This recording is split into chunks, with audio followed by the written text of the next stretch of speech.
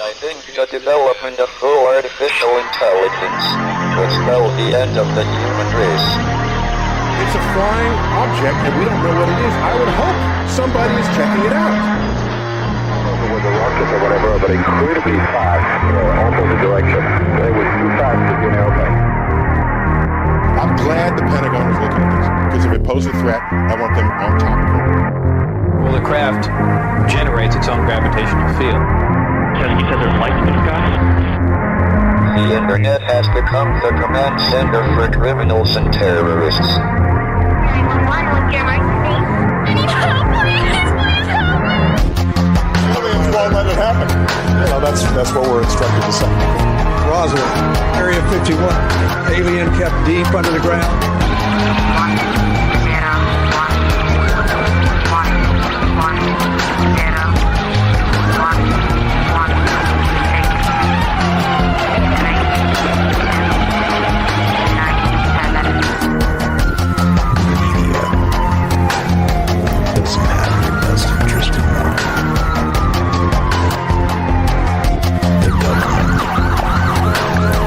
self-serving.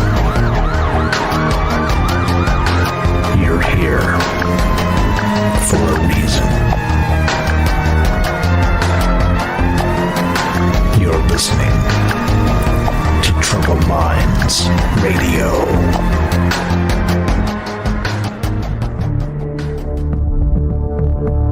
Broadcasting live from a secret bunker just off the extraterrestrial highway.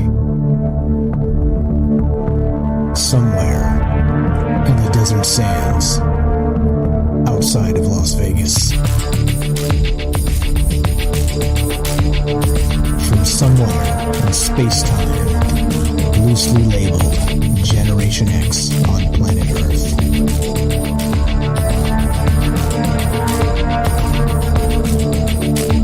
And asking questions of you in earnest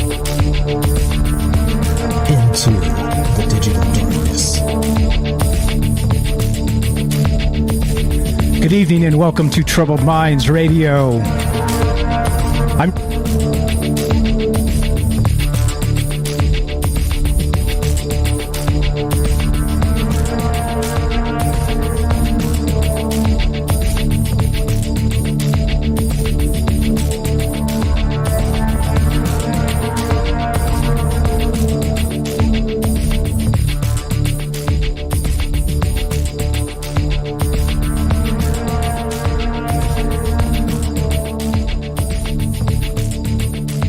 Try that again. What's going on? Good evening. Welcome to Troubled Minds Radio. I'm your host, Michael Strange, and this is the show where we get together and talk about all the things we're not allowed to talk about. You know what they are: aliens, conspiracy, the paranormal. Sorry about that. Muted myself. And sometimes you have problems with buttons when you're live.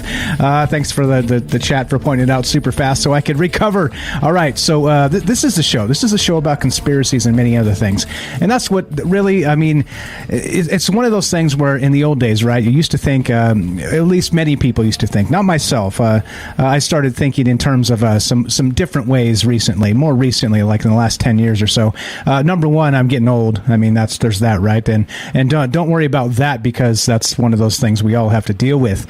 But the other thing was that a lot of the things that are going on in the world around us seem to be part of that upside down, part of that bizarre whatever is going on out there. And it's not quite, it's just not okay in a lot of ways, right? Like everything's always based on the security, right? It's not about like you being an individual anymore. It's about you sitting down, shutting up. Here's your tiny home, your mouth full of crickets, and like a sustainable living, and all the while Gavin Newsom and Leo DiCaprio, they're all jet setting and chasing supermodels around the world, and that's fine. That's cool. That's sustainable doesn't mean what it means to me, what it means to them, because of course they're the ones with all the resources. Therefore, before they can spend them, right? Well, what about me? What if I carve out like a little life for myself somewhere through a lot of blood, sweat, and tears and some hard work? What if I do that? Am I able to spend some of that? Am I just another useless eater that's not allowed, right? And so you see what's happening here. It's not about sustainability at all in many cases. Again, like I said, you can't throw the baby out with the bathwater because we are destroying this planet, okay? That's a fact. But like when you start to take this political version of what sustainability actually means, you see what it means. It means rules for thee, but not for me, is what it means. That's what this means. And anyway, so we're going to get into that tonight and what's going on with the rest of this. There's some wild stuff in the news. News cycles are just literally off the chain these days. And, well, what can you do other than watch them sort of like through peeping through your hand and praying that it doesn't get worse, and everybody's talking about Ukraine and the end of the world and World War III and, oh, come on, get out of here. Like, seriously, like I won't believe another word the media says forever, because they've shown their true colors, and no amount of backtracking or changing their mind or trying to actually be honest.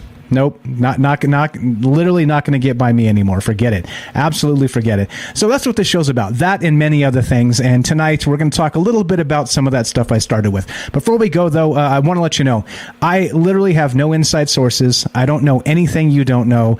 Again, no, like Ryan Gable says, which is super funny, no Galactic Federation ambassadors in my life feeding me information through some sort of psychic funneling. None of that's going on. I'm just like you. I wake up, I look at the news and go, oh, again, still, has nothing changed? It's just getting worse. Yeah, all right. So with that said, no inside sources here, no secrets, but the secret weapon about troubled minds, the whole troubled minds situation, the community, the secret weapon is you, the community. It's about having a conversation and discussing these things and checking myself, right? Meaning that sometimes it's in the conspiracy world and conspiracy land, we tend to want to see conspiracies everywhere, all right? Everywhere. But in many cases, I always say this, and I believe this to be true, and few things I believe to be true, but I think this is one of them, is that there are conspiracies everywhere. I think that's true. However, also true is that not everything is a conspiracy. And so it's up to us to be able to parse those things and talk about those things and check each other and say, hey, back off the ledge. Maybe this is not like you think it is, right?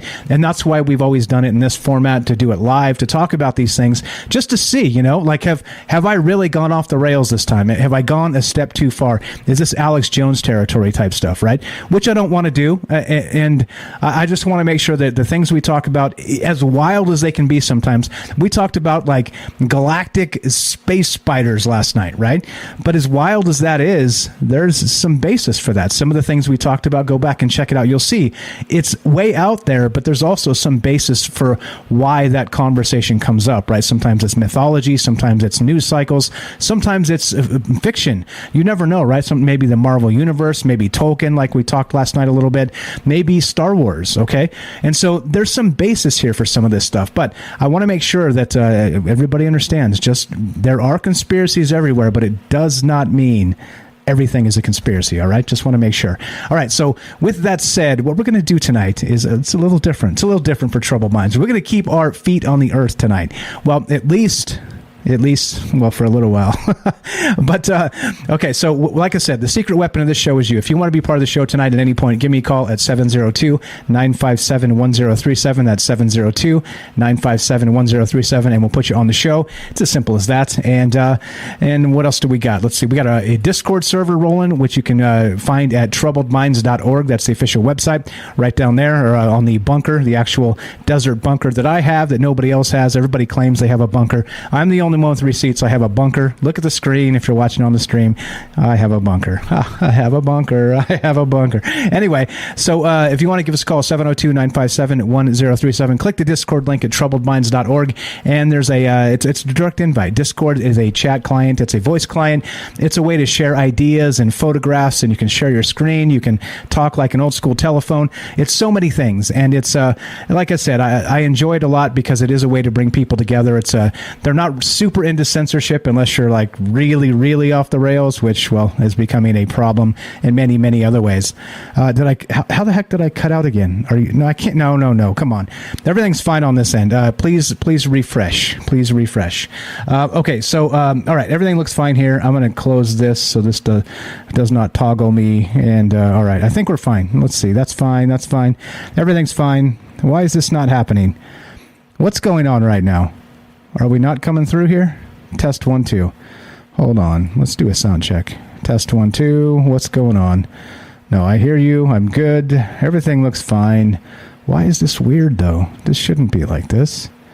All right. Anyway, okay.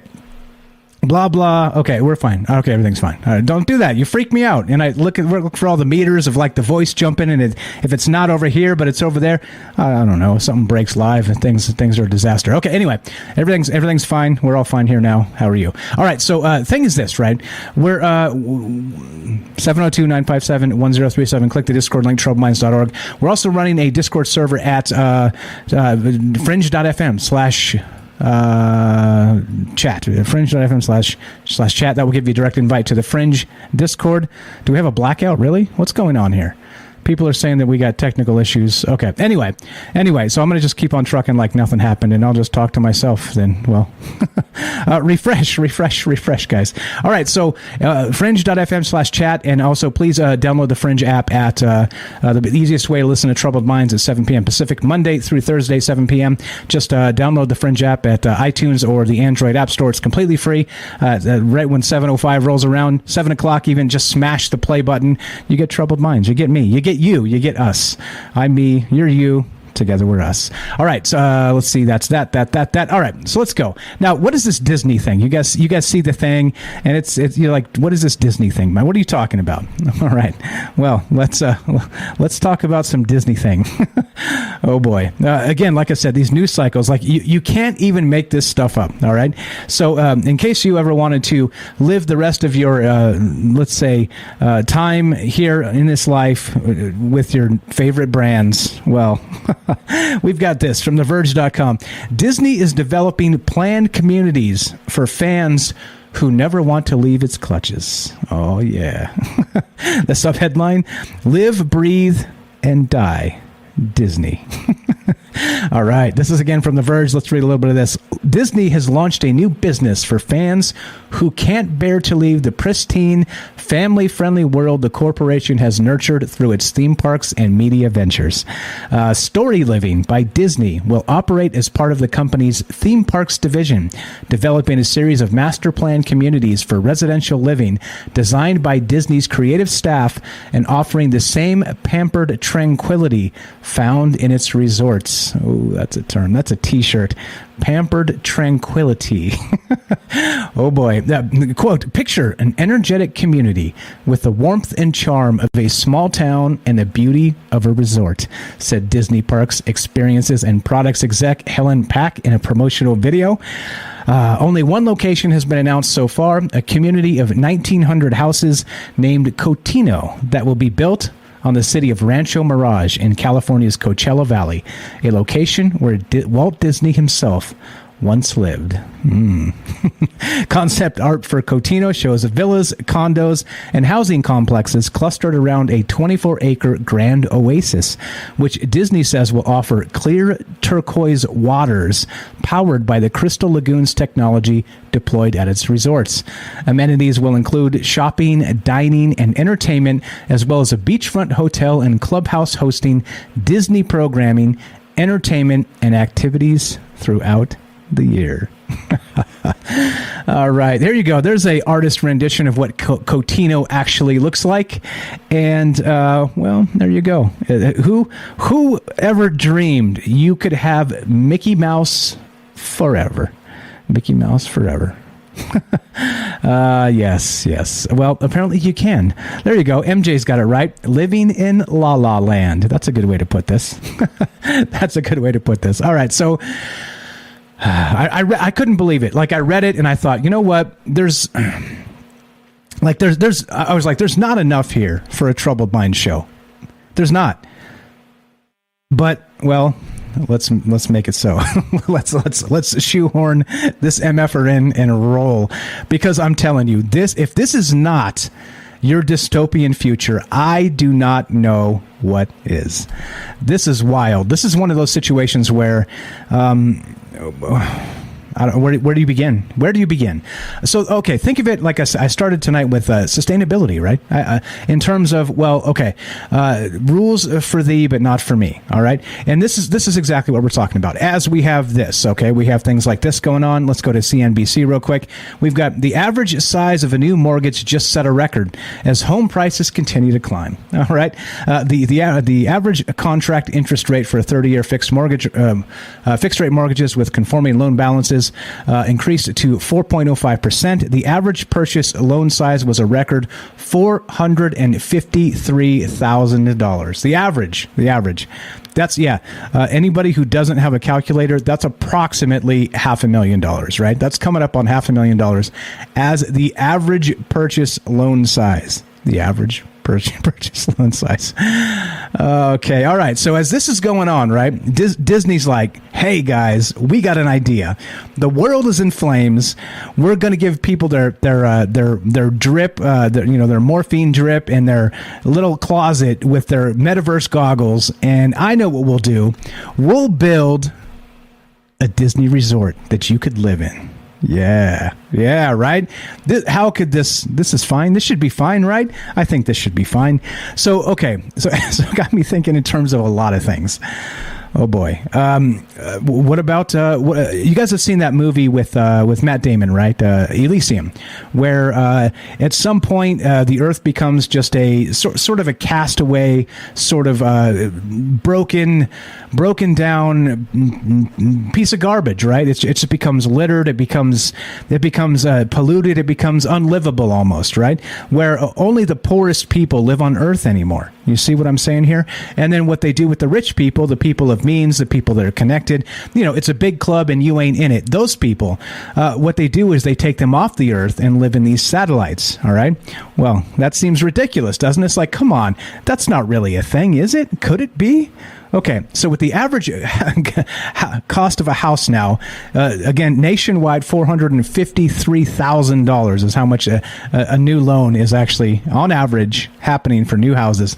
If you guys have checked the prices lately, it is absolutely absurd. I'm like, what is going on with this world? Matter of fact, you want something crazy? I bought a used car 2 years ago, all right? And I bought it for a little under 10 grand, right? And I was like, okay, yeah, this is fine. This is cool. I got a good deal. I'm happy with this. It's low miles. It's in great shape. I was thrilled. Well, guess what? 2 years later and plus 25 or 30,000 miles on this sucker, it's now appreciated in value by $2,500. What the hell is, like, are you kidding me? Like, this world, this is unprecedented. In the old days, that would never happen. Never, ever happen. And look, and I'm not telling you the old days are like the Shangri-La or the Garden of Eden. I'm not talking about that kind of old days. I'm talking about in a normal world that is not upside down. Now, right? So with this, we have this. Enter Disney Storyliving. Disney Storyliving. And what does it mean? What is it? Well, does it mean you could have Mickey Mouse delivering your mail? Does it mean you could have, I don't know, a Tinkerbell doorbell? What does it mean? What does this mean? Does it mean instead of a Ring doorbell, you get like a Disney dancing? I don't even know. What does this mean? What does this mean? Other than, well, maybe this is that Matt Damon Elysium dystopia we're talking about, where eventually, once they get us on our drip of like I said, what is it, whatever drug to numb us down and keep us inside the metaverse in our little closet, right? Once you're inside the little closet or the tiny home or whatever it is they're going to force you into that you don't even own anymore, because remember, Klaus Schwab says you will own nothing and you will be happy, or however he says it, right? Yeah, that guy. We're going to get to that guy tonight as well. The World Economic Forum and Agenda 2030. You think there's something to this? You think maybe there's that the whole thing comes together?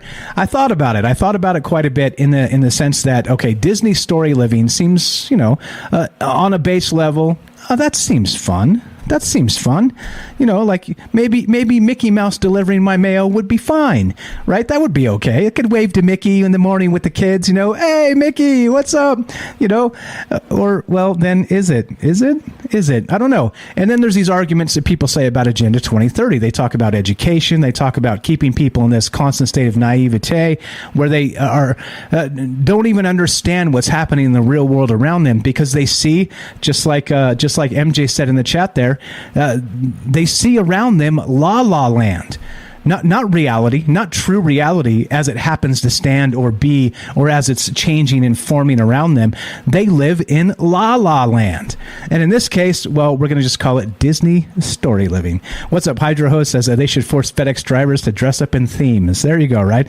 You're like, hey, then you can complain. You could call up the Disney manager and be like, hey, I'm a little upset. We had Pluto deliver my mail 2 days in a row. Can we mix this up here? My kids wanted to see Daffy Duck today, or Donald Duck. What is it, Donald? I don't know. I don't know my Disney because I'm an old man now. I mean, I'm not that old, but I'm too old to watch Disney shows. How about that? Fred wants to know, will there be a dispensary? Maybe. Maybe. I would think so. I would. Anyway. All right. So what are your thoughts on this?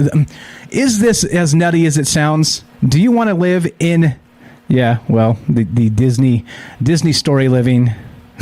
You tell me. 702-957-1037. Let's go to Joe in Florida. Go right ahead, sir. How are you tonight? Good evening. Can you guys hear me okay? Loud and clear. Go right ahead, my man. Hey, the minute you brought this up, I always hackers back to my last experience. There's a million things you could say about it. From a snow crash perspective from the book, corporations taking things over, living in Disney. There's a couple of housing communities in Florida. One is called Golden Oak, and the other is called Celebration.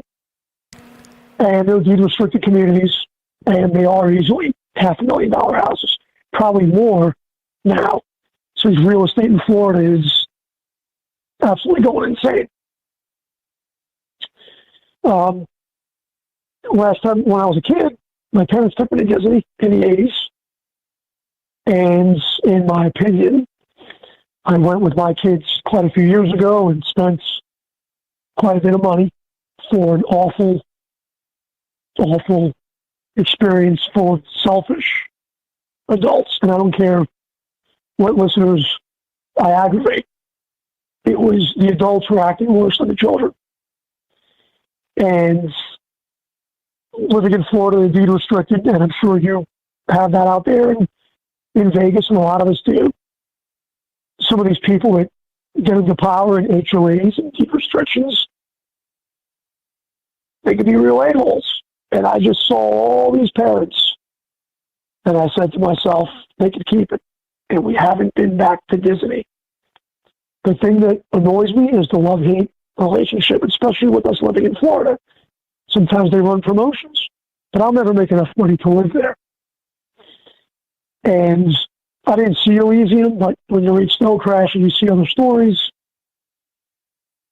you start to wonder if we're all going to be part of some intertwined in some corporate culture, like you're saying here. Whether I join the Taco Bell cult and live in the Taco Bell community. Exactly. Joe, we got 30 seconds left. Do you want to hang on to after the break? Your call, brother. Yeah, I'll hang on for a little bit because I'll hang on, and when I go at the break, I'll finish up, I guess. That's fine. Okay, I'm glad you brought up Celebration. We'll talk about that when you come back, because I actually sniffed that out and was going to talk about it as well. So we'll pick your brain about that when we be right back. We're here with Joe in Florida. Hang tight, brother. I'm going to put you on mute. I'll come back and get you in just a minute here. All right, so what we're talking about tonight is this idea of Disney story living. What the hell does this mean? Is there actually, a dystopian future with a Mickey Mouse delivering your mail? Oh, boy. Let's hope not. If you want to be part of the show tonight, give us a call at 702-957-1037. That's 702-957-1037. This is Troubled Minds. I'm Michael Strange. Don't go anywhere. More Disney story living, Mickey Mouse delivering your mail, and the metaverse when we return. Be right back.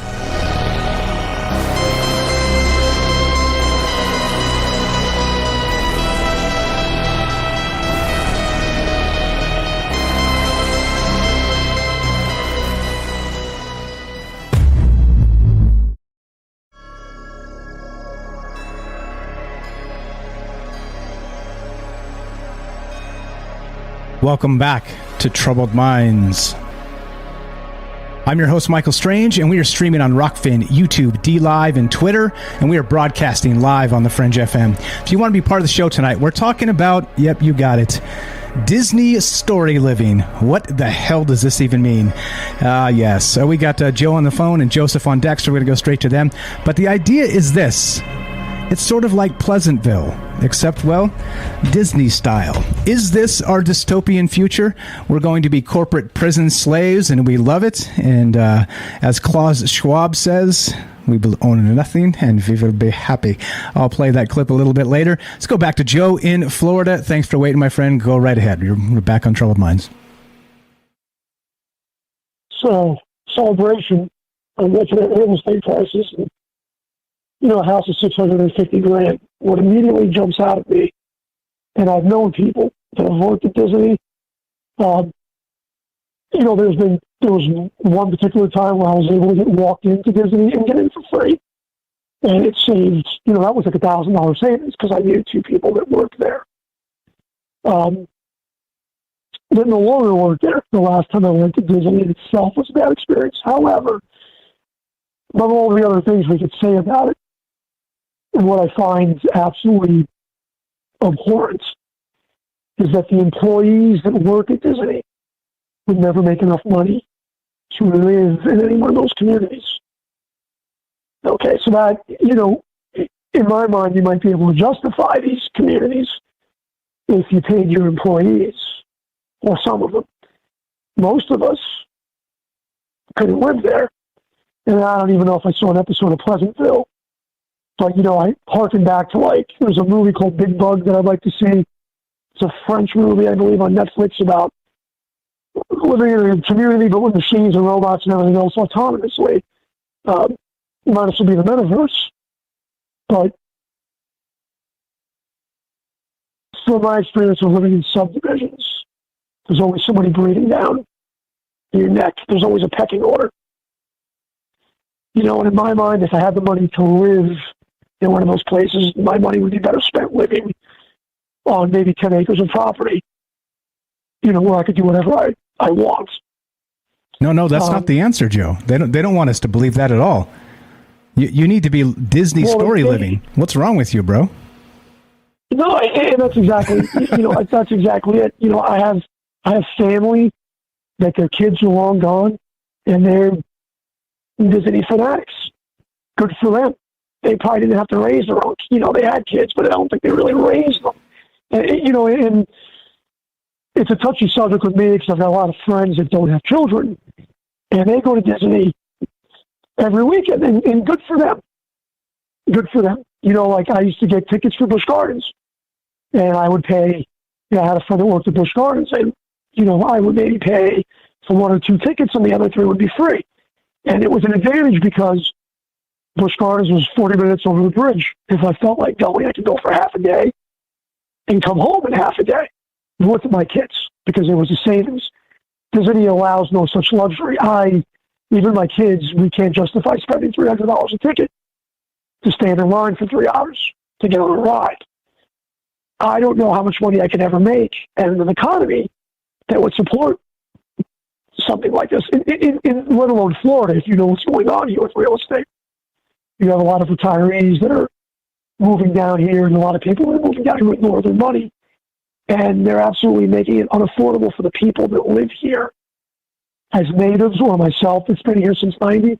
So it's absolutely disgusting. I don't know how a community like that would be able to sustain itself unless it was people from around the world that were of higher income. But in a service economy, there's only so many of us that can be doctors. There's only so many of us that can be lawyers. And when the retirees and their pensions and everything run out, that money never gets put back into the system. That money gets sucked out of the system and goes right into corporate hands. And I guess if you look at the money in that sense, we might all be doomed to living in some type of communal private caste system. And maybe that the housing of last resort would be government housing eventually.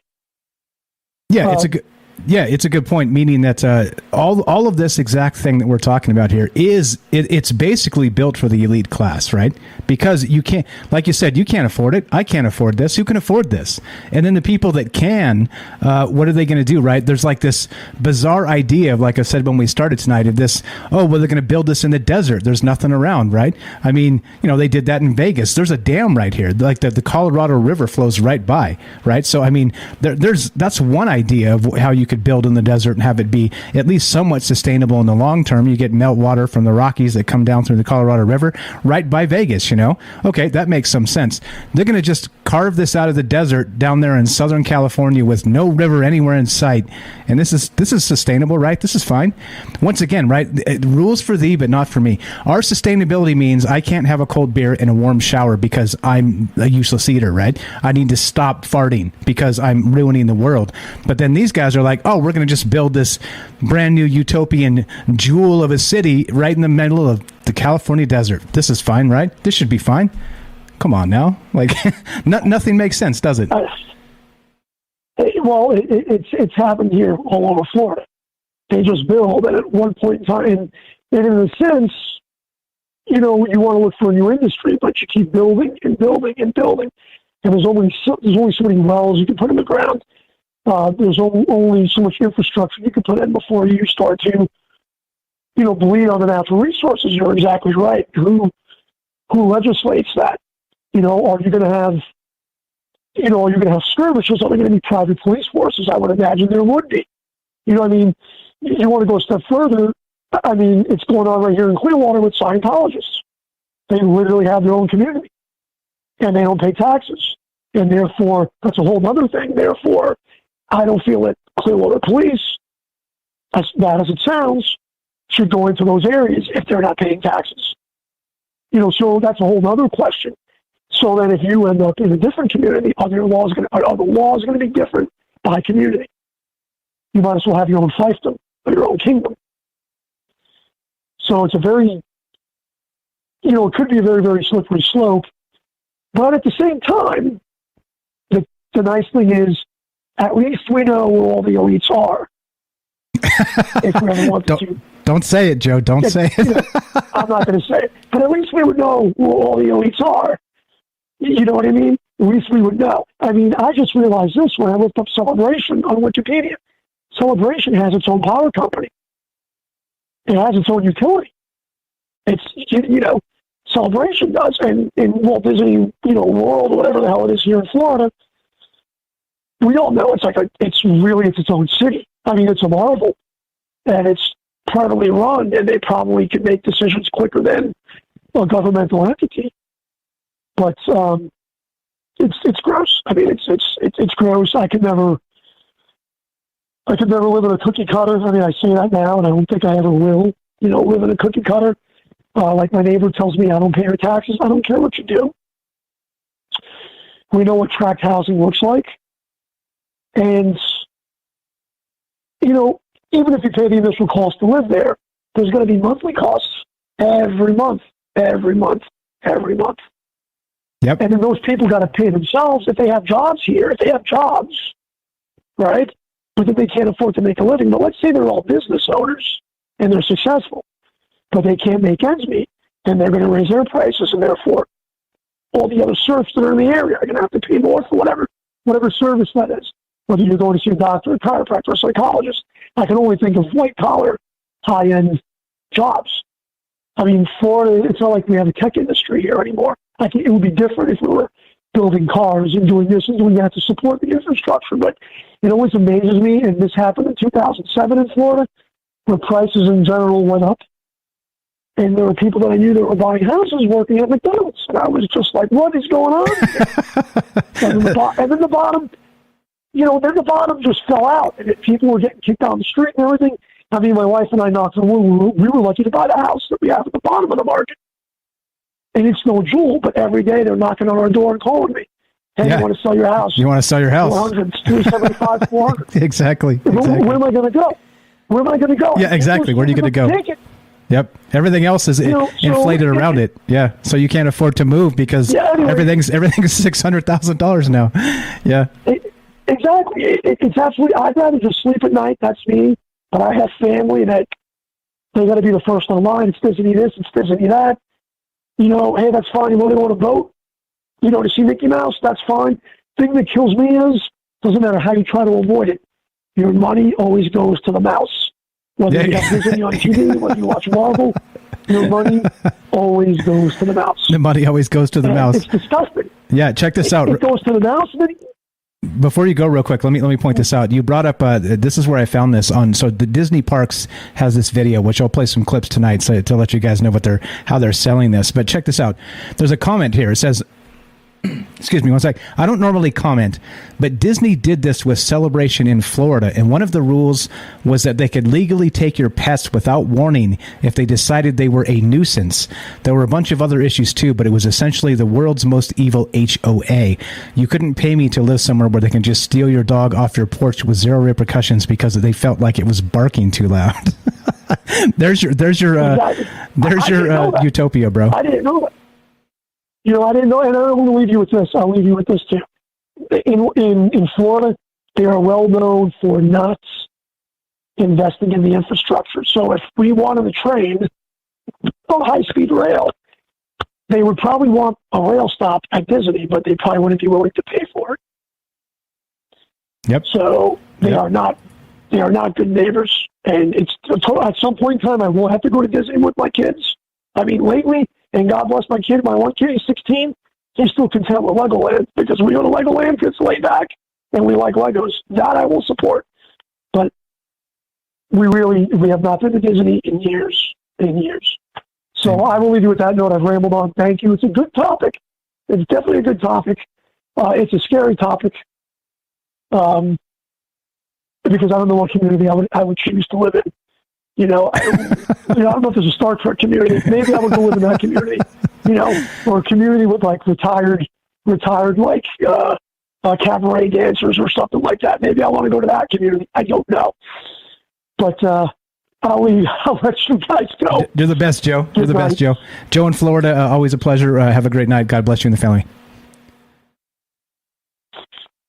Thanks a lot. Easy as that. 702-957-1037. That's 702-957-1037. Troubledminds.org. Click the Discord link. We'll put you on the show. Check this out. So I want to point this out. Night Stalker also said, and this is to what Joe was just saying, your life sucks, but remember when you were happy and watching Disney movies as a kid? Well, now you can live in those memories. Ha, ha, ha, ha. We're talking about this idea that Disney is building a community. Disney is developing planned communities for fans who never want to leave its clutches. Just like Joe said, the money always goes to the mouse. One more time, 702-957-1037. Thanks for being patient, my friend. Let's go to Joseph in Iowa. Go right ahead, sir. You're on Troubled Minds. Hey, I don't know if this was brought up on the show, but I seen somewhere they have skyscrapers where they have K through 12 schooling, they have grocery stores, they have everything in them. So, I mean, that would be a good...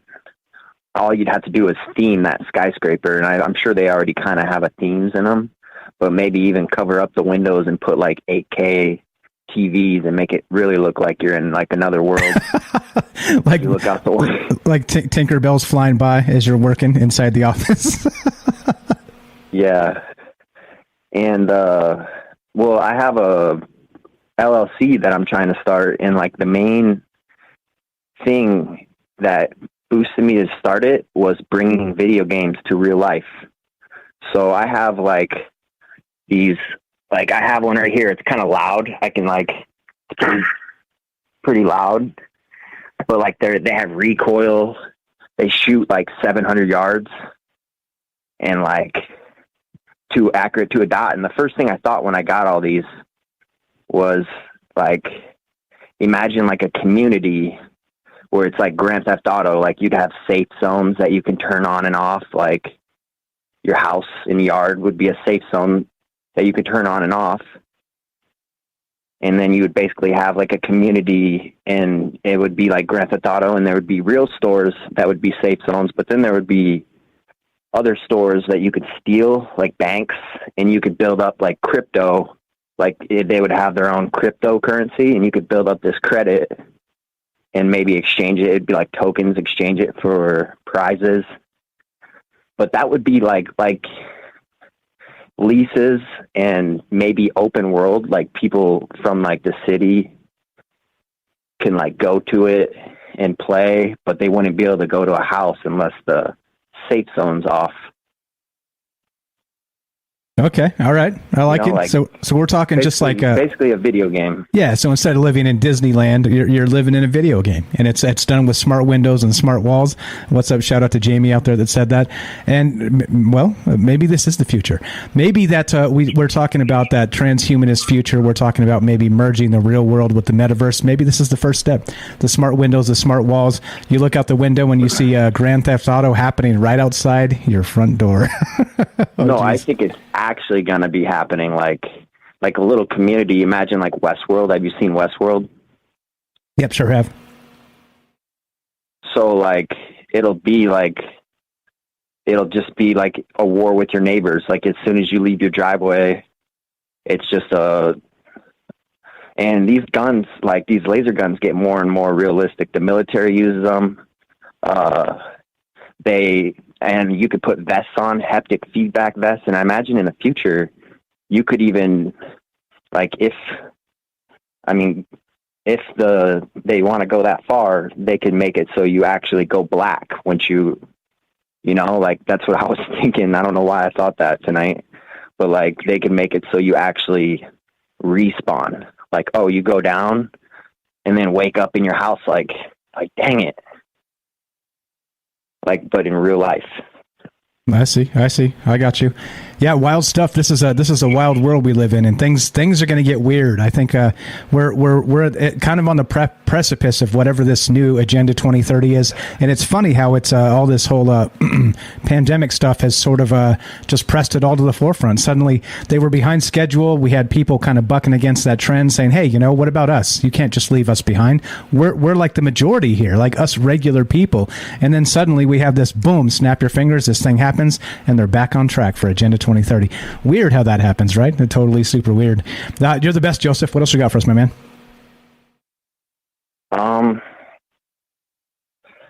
Well, I mean, that was basically it. Like, I went to, there's Ripley's, believe it or not, I want to add this, that is like themed to be like another world. And I went to it as a kid, and that's how I imagine these communities. They'll be just completely dissociate you from real life. Like they're crazy. Like some of the stuff that these companies are doing, like, and they're really symbolic too. Very symbolic. The companies that are running these amusement parks, I don't know how they got all their money, but to make a roller coaster isn't cheap. No, heck no. That's exactly right. Like, it's not money doesn't grow on trees, as they say, and they mean it doesn't grow in forests when you're talking in terms of these giant corporations. Spot on, Joseph. I appreciate the phone call. You're the best, brother. Joseph here has a YouTube channel called Hydro Hose. Check it out. Links in the description. Very good guy. Good friend of mine. You're the best, Joe. I'll catch you later. Have a great night. Okay. All right, later. Thanks, man. 702-957-1037. That's 702-957-1037. We'll put you on the show. It's as easy as that. We're discussing this idea, right? We've discussed all kinds of things. Agenda 2030, Klaus Schwab, all this stuff, right? Well, now we have there's a new contender. Disney throws its hat in the ring, and you got it. Disney is developing planned communities for fans who never want to leave its clutches. And this is from TheVerge.com. And it starts to make you wonder, right? Is this the future? Is this where we're supposed to expect to live anymore? If they want to disassociate us from the real world and not know that there may be a war brewing in Ukraine, which again is another joke, by the way. The media just completely dismembering that entire story and misrepresenting everything going on over there. It's absurd. Not going to talk about it because that's not our thing here. Typically, we don't really dive into that stuff. I encourage you to just check this out. Look into the idea that the leader of Ukraine has said, what are you guys talking about? Nothing has changed in 2 years. Can somebody give us the intel that we're about to be invaded? Because we're not concerned at all. So, is he a Russian mouthpiece, or is he like The world has gone nuts. Anyway, check it out. So this is the idea, right? Here's the sell. Disney is developing the planned communities for fans who never want to leave its clutches. Of course, that's a little bit dystopian, wink, wink, like I might do. But here we go. This is how they're selling this. Listen, see if you want to live here. Disney has shared stories that have touched the hearts and minds of people around the world for nearly 100 years. At Disney parks, experiences, and products, our job is to turn dreams and stories into reality, into something that you can touch, taste, and smell, something you can feel and experience and share with those you love. Disney experiences are magical because they start with great storytelling. They include a quality that is unmatched anywhere in our industry. And of course, they're brought to life by our world-class Disney cast members. And every time we reach a new horizon, we start to dream a little bigger, and we look for new ways to tell our stories and to connect with more people. It's all part of our boundless exploration to provide experiences for guests beyond the theme parks, no matter where they are. As Imagineers, story is at the heart of everything we do, and we love bringing authentic places to life to immerse you in those stories. Our consumers trust that experiences that Disney creates will be enriching, adventurous, and fun for all involved. And they all know that it will have that special Disney touch, attention to detail, and innovation. And while we're known most for our theme park experiences, we've built an incredible legacy of going beyond the parks, finding new ways to make magic for Disney fans in beautiful locations, both on land and at sea. I'm proud to announce our next Disney experience, Storyliving by Disney. All new Disney-branded master-planned residential communities designed to be the perfect setting for Disney fans to write the next exciting chapter in their lives. All right. Are you sold? Are you signing up? Are you going to invest? What is going on in this world we live in? All right. So it all starts with great storytelling, right? I mean, you love these PR firms and the corporate executives, and they're just like, let us explain that the world you live in is not really the best world. The best world that you could live in is with Mickey Mouse. Mickey Mouse, Minnie Mouse, Pluto, Daffy Duck, Donald Duck, whoever the hell they are. I don't know my Disney characters anymore, like I said. But what in the world is going on here? Are you serious? So this is what's happening. They're talking about doing this in Southern California with no resources around. There's no lake. There's no river. There's no anything, okay? So one more time, right? Back to the whole sustainability thing. And I this is what I can't stand about it. It's always rules for thee, but not for me with these guys, okay? And we'll get to Klaus Schwab and Agenda 2030 and the Great Reset and some of this stuff as well. But is this the first step to that Elysium-type future where Matt Damon was in that movie and the unwashed masses lived in squalor on planet Earth that has been destroyed by corporations so they could go up, the rich people go up and live in a space station in clean, perfectly pristine, maybe served by Mickey Mouse himself. Who the hell knows what's really going on up there? But maybe this is the first step there. Maybe this is the first step of, well, let's just peel off them and us and just separate us with this gated Disney community. And you can buy a day pass, by the way. You can buy a day pass. We'll get to that as well. if you want to visit your dystopian future and maybe go beg for some food, you can buy a day pass and go spend your time at the Disney Storyliving Resort. Oh boy! All right, so that's what we're doing tonight. That's what we're talking about. Keeping our feet a little bit on the ground, except for, well, maybe where the metaverse is involved. And loving to hear your thoughts on this. If you want to be part of the show tonight, give us a call, 702-957-1037. That's 702-957-1037. What do you think? Would you pay a ridiculous rate to have Mickey Mouse deliver your mail? And I'm not exactly sure that would be the case. I'm just making fun a little bit. But what's actually going on with this? Does this seem sustainable to you? Does this seem like the actual future of where we should be headed? Or is this just more corporate overlord BS that they want us to buy hook, line, and sinker for some sort of nostalgia for a world that no longer exists? Because, of course, the education needs to be ongoing and sustainable so we can change your mind every minute of every year of your life, and we'll get to that as we go. One more time, 702-957-1037. That's 702-957-1037. Don't go anywhere. More Disney Storyliving and your calls will be returned. Be right back.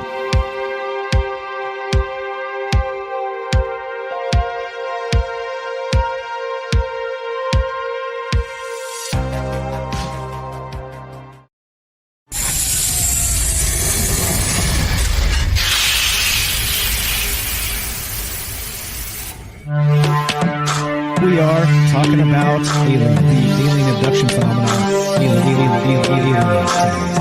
aliens are looking through your eyes and they're accessing your optic nerve. I'm doing fantastic. Through that optic nerve, they're transferring to your brain. People are random images as they traverse neurons in the brain. All right, so maybe, and they also feel them planting or receiving memories or ideas or images.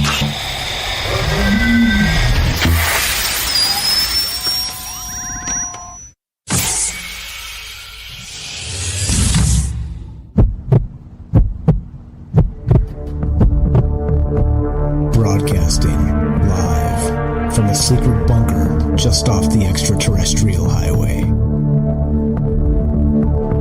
Somewhere in the desert sands outside of Las Vegas. From somewhere in space-time, loosely labeled Generation X on planet Earth.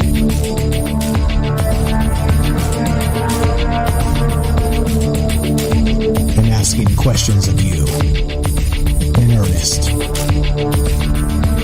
into the digital darkness. Yo ho, yo ho.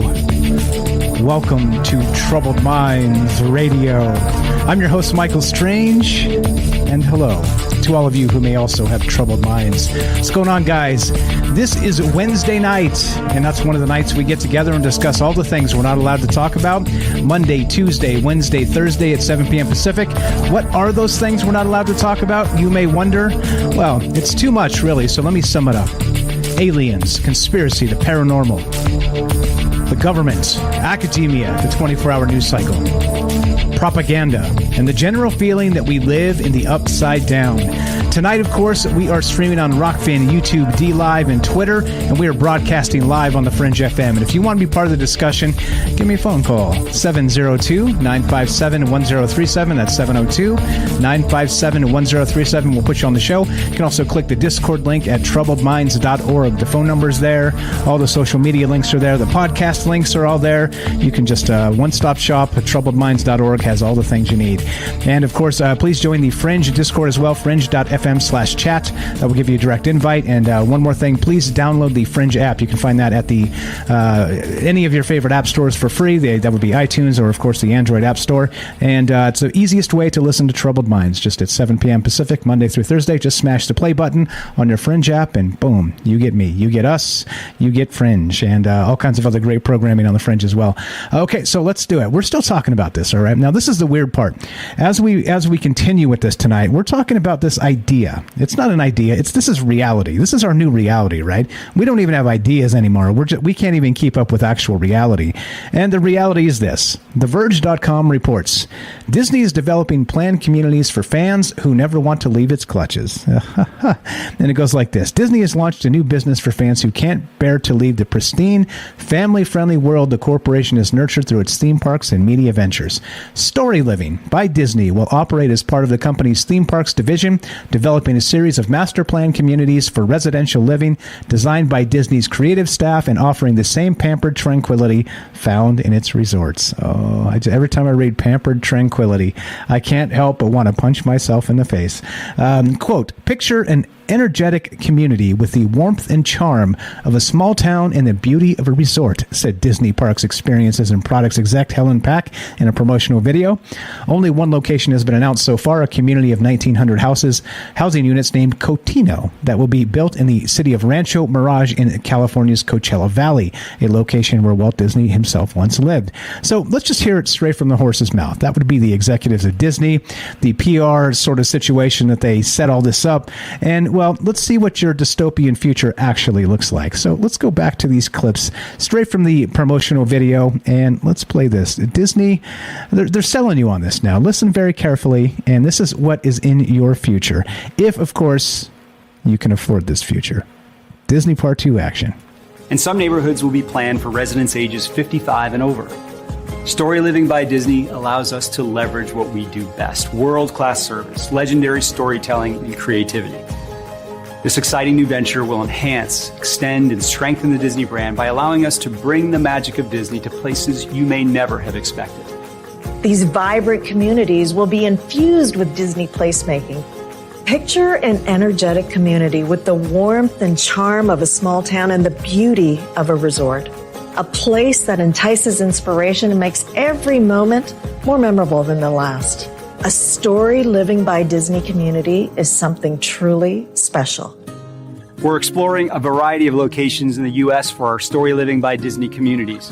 And while each site will have core Disney DNA, each will also have a very distinct personality, drawing inspiration from the local landscape, from the history, and the culture. I'm standing here in the community of Rancho Mirage, just outside of Palm Springs, California. And I'm excited to announce that our first Story Living by Disney community will be located right here, not far from the area where our founder, Walt Disney, once lived. Okay, the funniest part about this is like when in the video, I've linked the video in the description, I put it in the chat as well. When you're watching the video and he's describing this, he's literally just standing out there in the middle of the desert. There's nothing around. Like I said, there's no lake, there's no river, there's literally nothing. So we're just going to, bulldoze in here, tear this thing up, talk about sustainable living. We're going to displace the desert tortoises that are out there, because I'm sure there are, right? The rest of this stuff. And, not that I'm that guy, because, people got to live somewhere, but for crying out loud, why don't they pick a better spot than this, just for first off? But the second thing, of course, there's a lot of things here, but you notice the music in this. It's kind of whimsical. It's kind of like, light and poppy, and it's supposed to appeal to everybody and give you that feeling that everything is just fine. Everything is it's just going to be fine, right? Mickey Mouse delivering your mail. Again, Goofy in his white van pulls up to paint your house. This is just going to be a gorgeous thing. And imagine once we integrate the metaverse with this, how you can put on your own little goggles, right? And then maybe you could see Tinkerbell flying around and all the rest of the stuff. I mean, there's no end to the beauty that you can have in the Disney story living. And who knows what this is going to look like? This is the future, right? This is the future, except it's not. Except it's not, because of course they've tried this before. And there's this place again in Florida that Joe talked about when he called in previously, and it's called Celebration. And you can go to celebration.fl.us, and it's a city. It's a city. Yep, it's a resort city. Here we go. Let's learn more from here. And if you look at this stuff, it's pretty crazy. This is the community governance from celebration.florida, and this is the same thing. This is exactly what we're talking about. It's been tried in Florida in two places, not just one, but here's one example. Quote, helping to guide our community for all our community members is the Celebration Residential Owners Association, the CROA. CROA is one of several leadership groups in Celebration. CROA's goal as a homeowners association is to protect and preserve property values by promoting an enjoyable, safe, and community-oriented neighborhood. Our board of directors, our committees, and our engaged residents, all volunteers, strive to maintain the first-class standards and services that appeal to all types of families. Except, of course, if you go to the video here, and again, these are comments straight from the video, which we talked about. I'll link this again if you want to check it out. This is from Disney Parks and their actual video, where we're getting the audio clips here from. This is the full video if you want to watch it. It's super short. It's only a total like 5 minutes long. But all right, so this is just wild, right? This is your dystopian future, and this is it. That CROA, right, is the homeowners association. Well, this individual says that Rachel Maduro on YouTube here, the first comment is, I don't normally comment, but Disney did this before with Celebration in Florida. And one of the rules was that they could legally take your pets without warning if they decided they were a nuisance. There were a bunch of other issues too, but it was essentially the world's most evil HOA. You couldn't pay me to live somewhere where they can just steal your dog off your porch with zero repercussions because they felt like it was barking too loud. But hey, look, it says it right there in their mission statement. They're allowed to, protect and preserve property values. And if your dog is barking, you're bringing down the community, you'll own nothing and you'll like it. And that's what's going on. So it got me thinking, right, in terms of, all right, so this is not just the craziness, right? The craziness. Let's see. What's up? 416 Cubes. I see you over there on Rockfin. What's up? Yeah, we got we radio breaks. That's what that is. That's all good. All right. So here's what we're going to do. We're going to talk about this in terms of Klaus Schwab. All right. Let's do one more Disney clip to get you going. But I want to hear your thoughts on this. What do you think about this Disney Story Living? Storyliving? Do you think, as the thumbnail here says, this should be fine? Or do you think this is actually, as I depicted, the flames and the world is burning? 702-957-1037. That's 702-957-1037. We'll put you on the show. Go to troubledminds.org and click the Discord link. And it just got me thinking of a lot of things in a lot of ways. Number one, the sustainability rules. Rules for thee, but not for me. Thinking about Elysium and the fact that the unwashed masses will live outside of these resorts because you have to pay to get a day pass to go in and kick your feet in these sparkling waters, which they say are run by these crystal lagoons technology, by the way. Have you guys ever been to Disneyland and you see like that water and it looks like it's so steeped in chemicals nothing could ever live there? And there's your lagoon, right? There's your lagoon. And I'm not disparaging this company, Crystal Lagoons, but I did look to see what was going on with this, and they claim that there's a whole bunch of not chemicals going on with this. They don't do it that way. It's like it's sustainable and all the rest of this stuff is what they say, right? That's what they say here. But I mean, you wouldn't say otherwise if you were trying to sell a product, would you? But anyway, it's supposed to be less chlorine than a regular pool and all this other stuff. So anyway, I don't know, but you guys have been to Disneyland. You know what I'm talking about. You know exactly what I'm talking about. So anyway, if this is our real dystopian future, well, do you want to live near Mickey Mouse? Do you want to live with this draconian HOA? Well, let's get the last part of this and let's hear the Disney sales straight from the horse's mouths.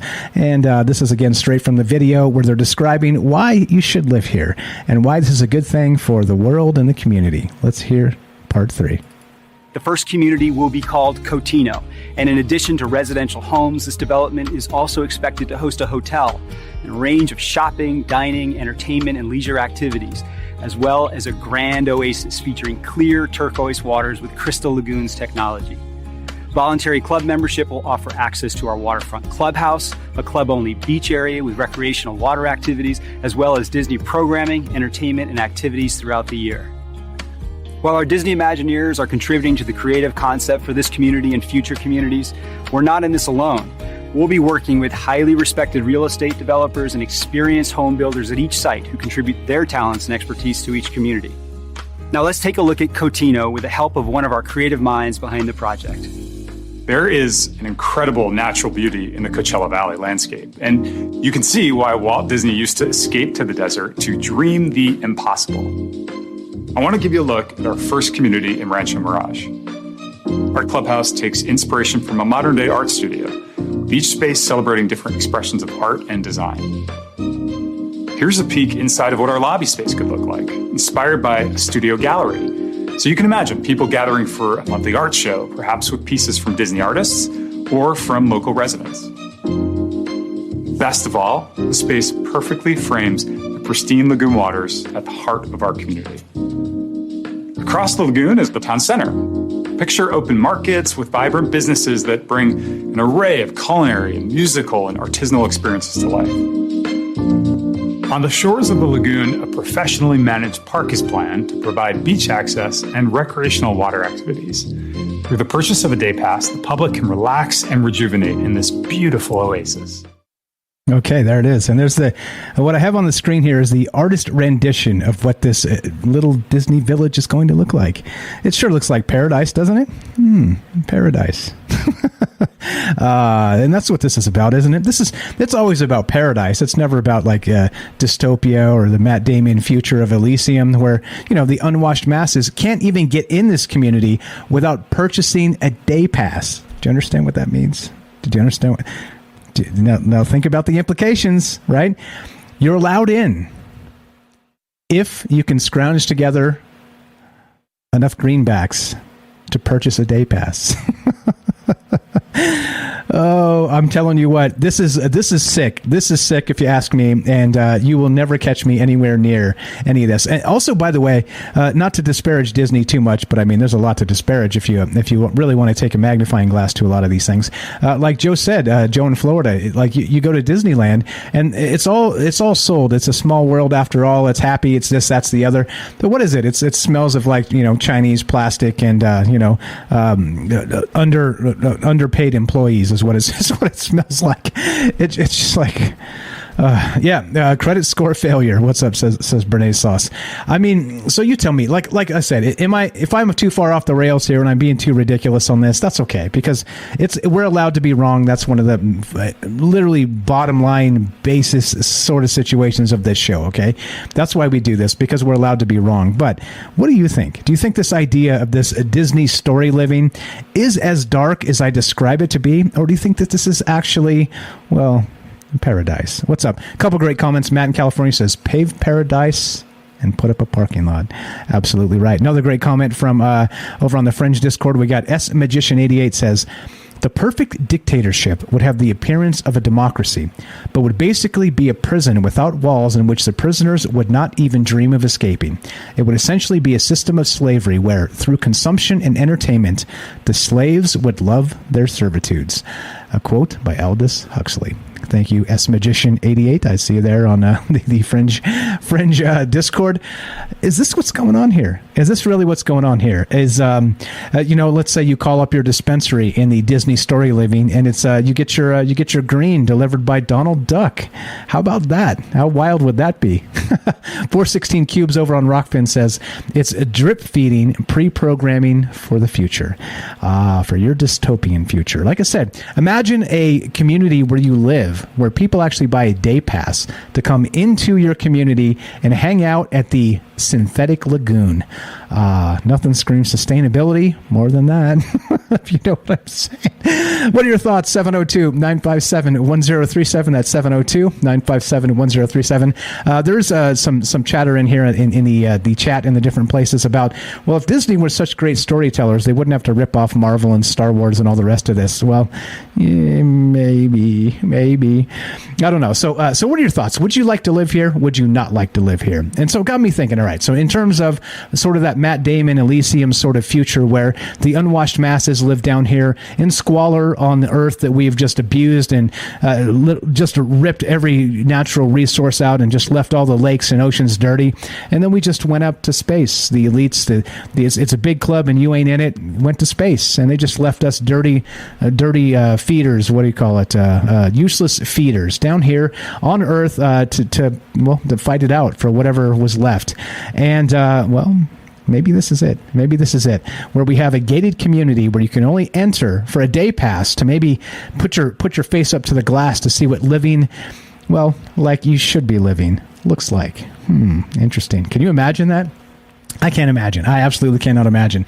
So looking to hear your thoughts on this. 702-957-1037. That's 702-957-1037. So it got me thinking in terms of this, all right? We've got this, there's a couple things. So the brief history of Epcot Center. This was actually the original Disney idea, right? Everybody has heard of the Epcot Center. Well, this is a thing. This is from morningbrew.com. And yeah, the Magic Kingdom at Disney World opens its doors 50 years ago this week. And this was actually October 1st, 2021 when this came out. That's great and all, but let's talk about another Disney World anniversary with far more intrigue. The opening of the Epcot Center on October 1st, 1982. Thing is, Epcot wasn't supposed to be an amusement park. It was originally proposed to be a full-fledged city of the future, or more precisely, an experimental prototype community of tomorrow, which is actually what Epcot stands for. The backstory, Walt Disney was often frustrated with modern city living. He reportedly grumbled about being woken up by garbage collectors in the morning and rolled his eyes at the general dirtiness of Los Angeles. So being the guy with the golden ideas, Walt Disney conceived of a master plan city that would exist as one pillar of the Disney World complex in Florida. As he explained in a 1966 presentation made for Florida legislators, this city would be a planned environment demonstrating to the world what American communities can accomplish through proper control of planning and design. So what would the city look like? Oh, well, like this. It would be circular in shape. In the middle, you'd find a central hub with a convention center. From there, 4 other rings of development would fan out with businesses, houses, apartments, and green space. Doesn't that sound a little bit like Atlantis? Concentric circles. Part 2, the rail would have a mono. Disney was obsessed with the monorail, which he introduced in 1959 at a much smaller scale at California's Disneyland, and was eager to take to his new city. It would be a company town. All citizens of the Jetsons-esque city would be working for the Disney company or business that worked with Disney. Oh, I see. All right. Well, this is a real thing, I guess. And this is what I mean, though, right? Like, literally, when you start doing stuff like this, you're creating this idea of privilege that everybody hates, right? Everybody's like, privilege. It's privilege, right? It's a thing. It's like, okay, yeah. I mean, like as much as you want the world to be an equal place, it's not. I'm sorry. It's just not going to be. And again, I'm not talking about horrific things like racism and the rest of that. I'm talking about the haves and the have-nots. I'm talking about the elites, the people who are actually spending money to build these dystopian societies. And what? For what? You think they want me to live there? You think they want you to live there? No. We're part of the unwashed masses. We are not part of this society, right? They don't want us to be part of this society. Otherwise, right, what would they be doing? These billionaires would just be buying up houses and giving them away, wouldn't they? Isn't that what they should be doing? Come on now, let's be real about this. But of course not, right? And how dare you, Mike, tell them how to spend their money? I didn't. I suggested if you were a smart billionaire and you really cared about people, maybe that's what you would do.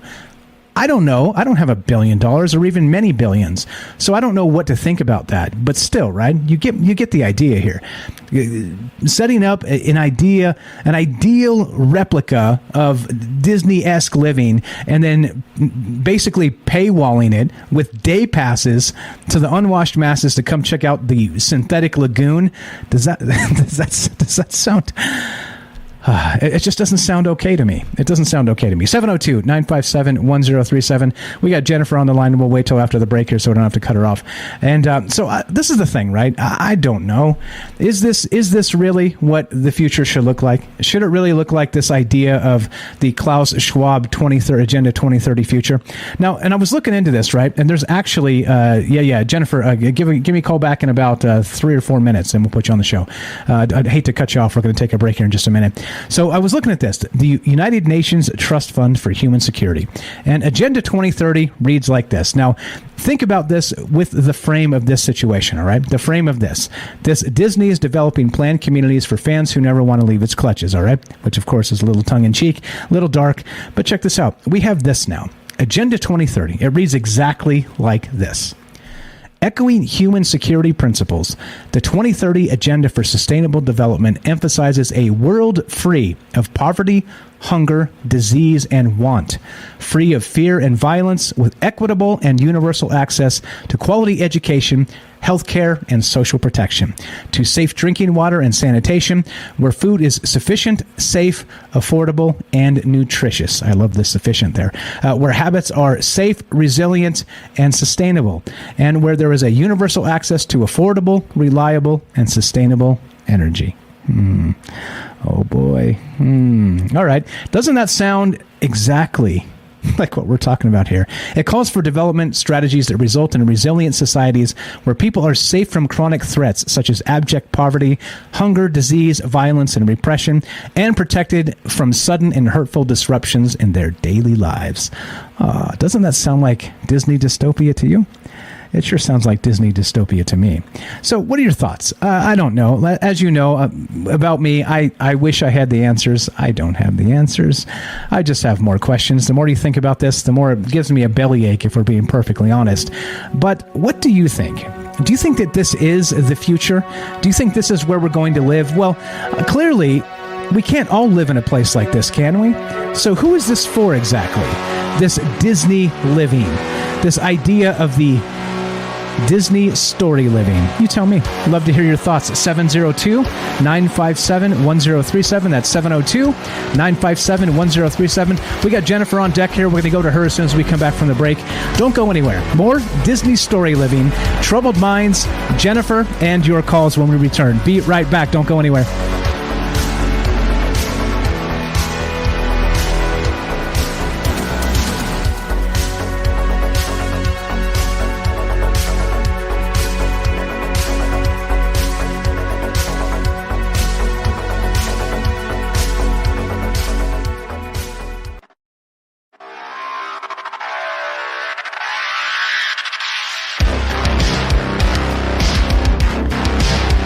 Welcome back to Troubled Minds.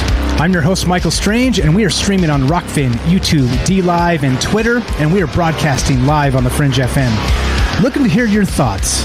We have this dystopian Disney Storyliving, meaning, of course, Disney is planning to build a Disney-style living resort in Southern California in the middle of the desert of all places. And, well, sustainable living aside, what do you think this is about? Who is this for? And how much do you think it would cost for a day pass to press your nose against the glass and see what elite living looks like? It would almost be like a reverse zoo, would it not? Oh, boy. 702-957-1037. That's 702-957-1037. Love to hear your thoughts on this. Let's go to Jennifer in Missouri. Jennifer, welcome to Troubled Minds. Go right ahead. Hey, Mike. Yeah, this sounds weird. If you think about it, on several levels. You're not going to sign up? Come on now. Mickey Mouse delivering your mail. How great is this? I don't know. If you think about like the fact that Disney has links to the CIA, we know that they've been planning forever that they want to kind of create like a utopian world for themselves, essentially, and to kind of bring in some kind of golden age of what they imagine to be a perfect world. And then you take into the fact that we know that with Disney itself, that they were trying to program the masses in a way from childhood, taking the vulnerabilities of children, basically, and trying to format and create what their view of the world, and then and affecting society through it, through the programming of all the Disney movies and shows they put out forever. Pardon me. What I think is really weird about this, though, is it's like the perfect cover for something incredibly, who knows what, like with this perfection on the outside and this sense of nothing could go wrong or bad living here. It's like the perfect cover for all of it, like every kind of nefarious thing you could possibly imagine. Honestly, like it's the perfect cover place to hide that sort of thing, I think. So I think in that regard, it's really odd too. Because, don't you think, kind of, if it looks perfect on the outside and nothing could be going on there, it's very likely that something could be going on there, or that they could be doing things. Who would live in places like this? Like, who would look at this and think to themselves, that's where we should live. I'll take my family here, and we'll live in this imaginary, delusional state that this is what life is like in a controlled atmosphere type scenario. Yeah, and don't forget the day pass. But I'm not trying to be judgmental. No. Well, but also, like you said, it's probably the best cover for almost anything, right? Running drugs or smuggling people or all kinds of things like this, because it would be locked down. It would be literally off of the prying eyes of the public, because you would literally only be admitted to particular areas of this place and only with the purchase of a day pass. So it would literally be like you're describing, sort of like a mini Vatican of sorts, right? Like they have tourist stuff there, but there's a lot of stuff going on behind the scenes that is very, very, very dark. Sorry to interrupt. Go right ahead. No. Yeah, exactly. But it seems like it'd be so controlled, and the people who are living there would be tightly controlled as well. They, like in that, I don't know if you guys watched it, but Walking Dead, where they go stay at that little village for a while, but in the, I don't know if there's any fans, but in the what is his name?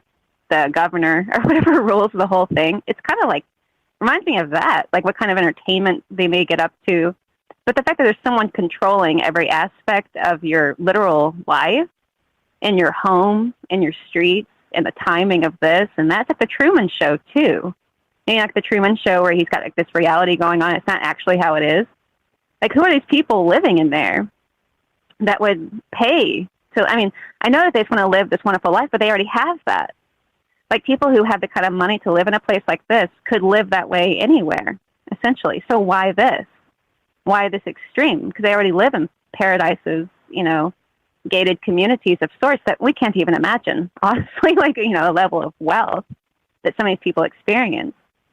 Because the economic gap is enormous. And I'm not just talking about rich people. There's something beyond that. And so I wonder what kind of people would be living there, why they want to live in this almost like it's like a pocket of who knows what. And we already know, everyone's kind of uncovered, you know, the ugly side of what's going on with not just Disney, but like all the entertainment industry, that it's not what it looks like. It's not perfect. That's the whole idea of Hollywood, that it's kind of hiding the truth of, you know, what's actually going on in these types of environments. So in a place like this, yeah, they could be hiding anything. They could be doing anything. Not that we care. I'm just saying we might, because what if it somehow does? I mean, how does this affect us? Because if it's just a resort, then fine, it's just a resort. But the fact that they're announcing it this way, it's very strange. And I think it sounds weird. And I don't think you're being too paranoid. I don't think you're being overly paranoid on this. I don't think you are paranoid. I think you're just bringing it up because you're like, this is weird. So I'm going to talk about it. And I agree. It sounds completely bizarre. Super weird. So what about that whole sustainability bit? They're literally building a man-made lagoon in the middle of a desert with no rivers or anything nearby, right? Again, back to the double standards, and like you described, it's like, hey, look, there's a level of like wealthy that we could never comprehend. These billionaires, we talk about them all the time, and that at some point your wealth becomes power, and so much power amassed makes you inhuman. So is this an extension of that? Some like maybe out of touch dystopian future by a billionaire class that has no idea what the real world is like anymore? Yes, they're out of touch. Like a lagoon in the desert, for one thing, is out of touch. It's not sustainable in the slightest. When you think about this too, Burning Man, there was a billionaire, a multi-billionaire, and he was involved in like pharmaceuticals and things. And his name was, I think, Bannon, I'm not sure, but he basically paid for very wealthy elite people, even like famous actors and actresses they paid like $16,000 a ticket to have a very special experience of Burning Man. But it was literally like they were going to the zoo themselves, you know. They wanted to kind of get this observation of how the masses of people that were going to Burning Man, how they were experiencing it. But they didn't want to experience it firsthand. They wanted a nice, safe, you know, like comfortable level with porta potties of their own and things like that. And they paid extreme large amounts of money to do so, to have this authentic experience of something that they can't experience because they're too rich to really actually experience things on a normal level. And so when you think about this kind of thing, some of these people are very out of touch with the way the world is working. And if this is there because they live in such a cocoon of perfection and ease and a wealth, like I said, beyond more than some countries, you know, in some communities around the world. If they're creating these types of environments for themselves to pretend live in, but I mean, it's almost like we can't imagine exactly what they're doing. But sustainability, this whole idea of all of that, when everything they do is completely in contradiction of it, they could at any point shut this whole industrialized circus down, and they don't. They could choose to support local farming, but they don't really. They tax them, so they can't have local farming. It goes on and on. But really, the perfection that's outside this beautiful life idea, it just seems like it must be hiding some kind of monstrous idea that they may be getting up to things that, out of their boredom perhaps, that are completely what we would consider inappropriate. You know what I mean? Like, even this sounds inappropriate. I mean, the very idea of Disney, kind of like Bill Gates buying Arkansas, really inappropriate, you know, for someone that has an extreme amount of money just to start buying up a state and decide and farmland from poor farmers to take it over for who knows what purposes, to control the food chain, to maybe build a little, amusement park like this that they're having with Disney. But you have these people that now nothing is left but power. They have such a large amount of wealth, it's just about control and power now, because they have nothing else to do with it. So they're just making these little hamlets of weird. I mean, I'm sure they look at us and probably think we're really weird, but if we were to see this, we'd just be like, oh my God, you know, the fact that this is all controlled. And talk about the HOA with the dogs being taken out of people's yards just, you know, if they wanted to. I mean, there's no telling the level of control and neurotic behavior actually going on in that kind of environment. I would suspect. And yeah, I would have nothing to do with it and would have no interest. And I think most people wouldn't. So it's clearly not for us, but it's for them. And I wonder what they're doing with it. Like you said, I mean, the fact that they're, sorry, what do you think? No, you're you good. said a lot of what you think. I think you're right. No, you're good. So I think it's weird. It's super weird.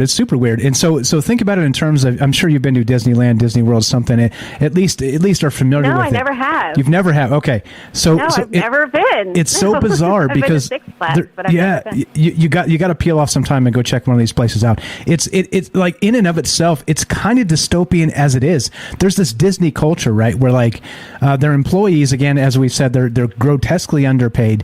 They're actors, right? They're like probably people that are trying to get a leg up in a business and maybe become actors in their own right in Disney movies or who knows what, right? It's sort of that situation going on, but they have like this stage presence where like you get fired if you're out of character in public, sort of thing. It's like literally like electric fence. Everything is so just you're not allowed freaky. to, right? Freaky. It's freaky. Exactly. At some point it's like, creepy. yeah. Anyway, it's and it is, like I said, I made the joke. It smells like made in China. It's what it smells like. It's like really like they got these plastic benches and $20 hamburgers, and this is Disneyland. Get out of here. Anyway. Don't we have don't we have enough of it?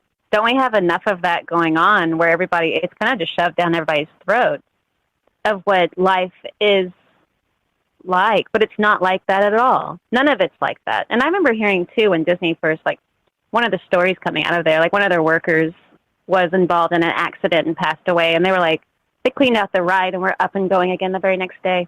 It's just stuff like that where you're like, it's all about the dollar, and it's all about just continuing on with the show, I guess, in the instance of the Disney World. But when you apply that to your own personal life, like these people's lives who are choosing to live there, if they are choosing to live there, I mean, I don't know if they're actually, I don't know. But if these people do choose to live there, I mean, how would outbursts or families not acting like they're supposed to be handled in that kind of environment?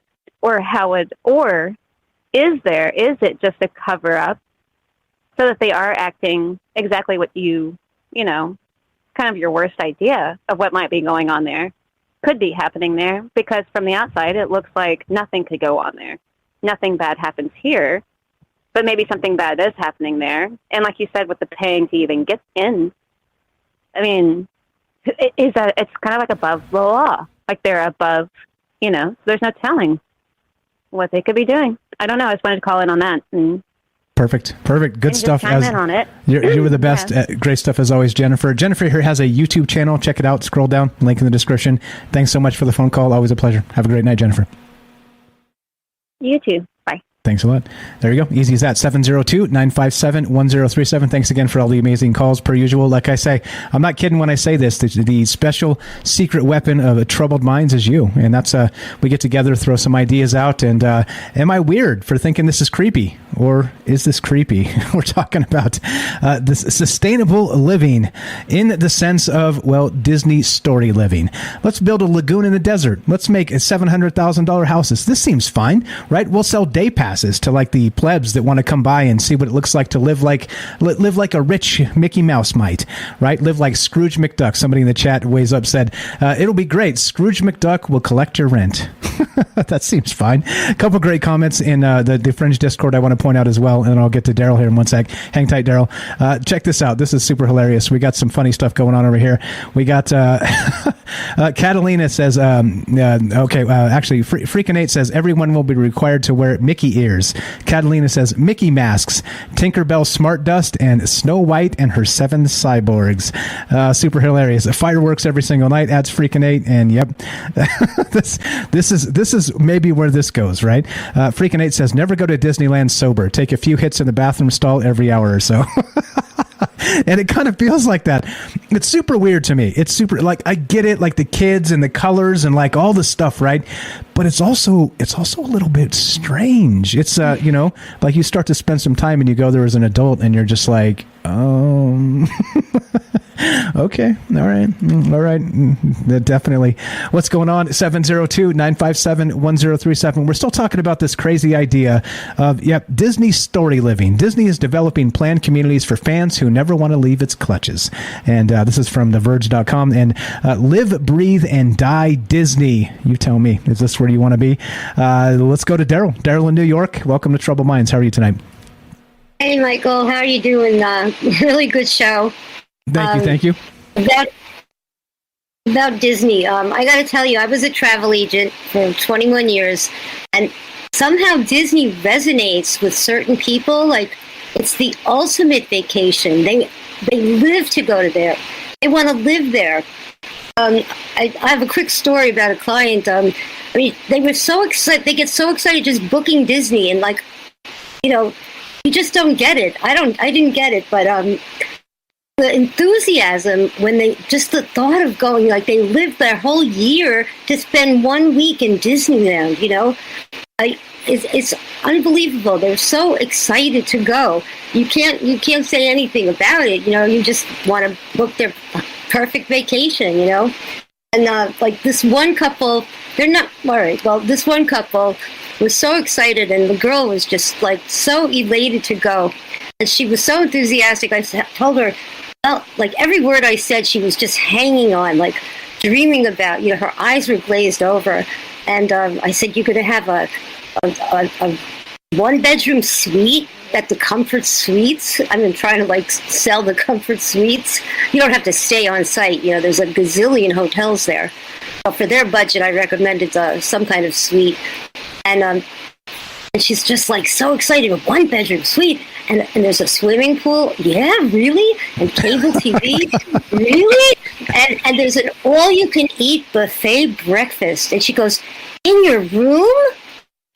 I'm like, "Oh, no, the buffet breakfast is going to be in the restaurant." And he had to explain to her why you're not going to have a buffet breakfast in your room, because, it's a buffet, it's a lot of food. Right. A lot of people. And he had to explain it to her. She was so disappointed. She really thought she'd get that buffet breakfast in room. Not room service, but anyway, I don't want to make fun of people. That's not nice. But they really love it. They just this Disney mentality. And I know it's going to be, I hate to say it, it's probably going to be very successful for that clientele. They just love and eat and breathe Disney. I don't know. And the thought, it's weird. Like you're describing that customer there that you had. It's almost like she was put in some sort of trance, right? Like a Disney trance or something, right? It's like that. They say it's the happiest place on earth, right? And so it's this just bizarre notion of actually the happiest place on earth. And you just think about it one layer deep, and you're like, no, bro, it ain't like that at all. Talk to the actual Mickey Mouse in the suit when it's 98 degrees in the summer. I'm pretty sure that's not the happiest dude on the planet. I'll tell you that. It's hot as hell. What was I going to say? The funny thing is, you want to hear a statistic? When I was working as a travel agent, the number one destination for honeymoons are? Don't tell me Disneyland. I think guess. Seriously? One guess. Is it? I would have thought it was Hawaii, maybe Vegas, Niagara Falls, maybe. Niagara Falls in old times. Yeah, you would think. And I was shocked to hear at that time it was Disney. Maybe it's changed, but I don't think so. The enormity of it. Anyway, it's just based on numbers alone. It's just so enormous that, there's a gazillion hotels, not just on-site, but off-site. And there's Universal Studios. It's just it's a whole world after all, it's a really huge place. But I just want to say, I went there with my ex-husband. We were going on a cruise out of Orlando. So we said, oh, all right. He had a cousin that worked there. He got us in for free. And we asked him, well, we've never been here. What do you recommend? He says, oh, you have to go to Magic Kingdom and Epcot. We started with Epcot, and we went on that space ride that's like something out of NASA. You literally are have zero G-force. It was the scariest thing I've ever done in my life. I screamed for the whole minute. It's like $1 million technology, and you really feel like you're going into outer space. Some people love that stuff. I can't stand it. I mean, you have G-force, like, oh my God, it was so scary. Your brains are smacked against your head. It's unbelievable. And then we schlep over to the Magic Kingdom. We're like, why do we have to go here? It's like the Cinderella Castle. It looks like it's like popular for 5-year-olds. And we were lucky we were there in October, so there was no lines. We thought, oh God, how much would this suck if we had to wait online for this? And we were the only ones on It's a Small World after all.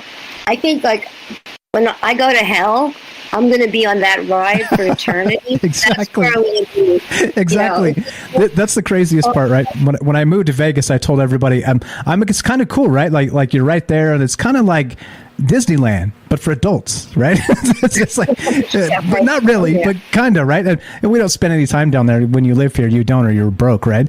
But it's interesting how you build sort of like these sort of idealizations of what life should be, right? And it's like, you know, I get that people come for vacation and that type of thing, but still, there's like that, like you described, that trance-like state of people that are just sort of like hooked on that Disney idea, like that Disney, whatever it happens to be, that Snow White life, or, you know, like, I don't know, however they, you know, identify with these characters or these stories. I don't know. It's a pretty wild thing, if you ask me, that like Jennifer was saying, like, it seems like there is some sort of conditioning with this, right? And it's not maybe as first layer as it seems.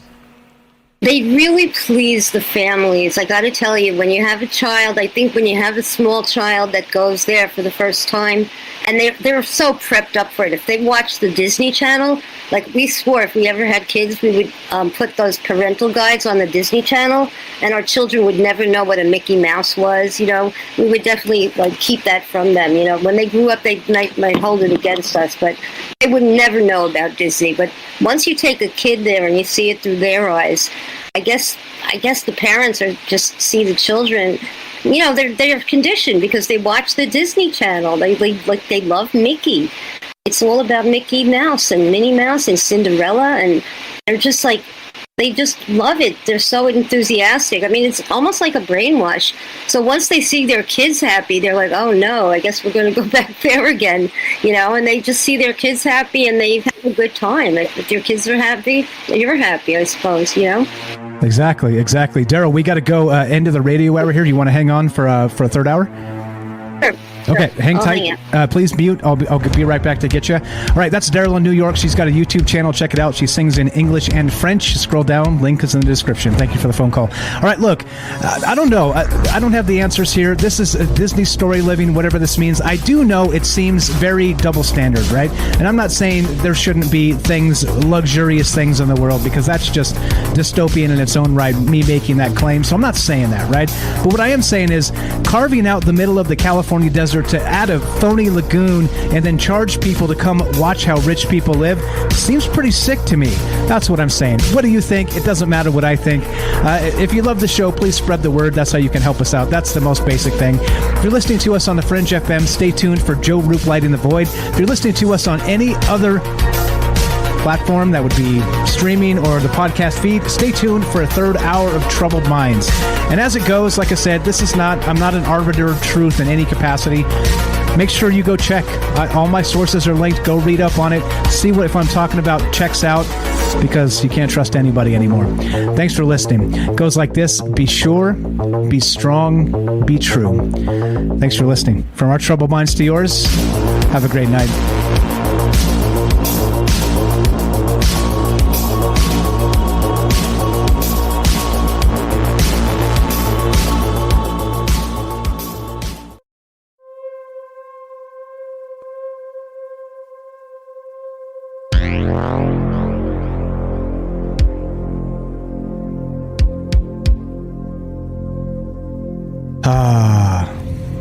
All right, what's up? What's up, my fellow troubled minds out there? What's going on? We're still talking about this. I got some other Klaus Schwab stuff to play. I got some clips from him. I got some ideas about Agenda 2030. You think this is linked? You think this is part of that dystopian future of Matt Damon and Elysium? What do you think about Disneyland? Have you ever been there? Is like Daryl's describing, is there some sense of bizarre brainwash that sort of goes along with the programming of these children's shows? What about that? We can add that to the mix tonight. I don't know. Like I said, I don't have answers. I wish I did. It would be an easy show. You just read off the answers, you start the music, you read the answers, you cue the music, and you're done. You say, ladies and gentlemen, boys and girls, there were your answers. It's not as simple as that. I'm the questions guy. I'm not the arbiter of truth. You're the arbiter of your own truth. Looking to hear your thoughts on this. 702-957-1037. We're still here with Daryl in New York. We're going to get back to her in just a moment. Hang tight, Daryl. 2-minute break. More Troubled Minds coming up. Don't go anywhere. 2 minutes, more Troubled Minds. Be right back.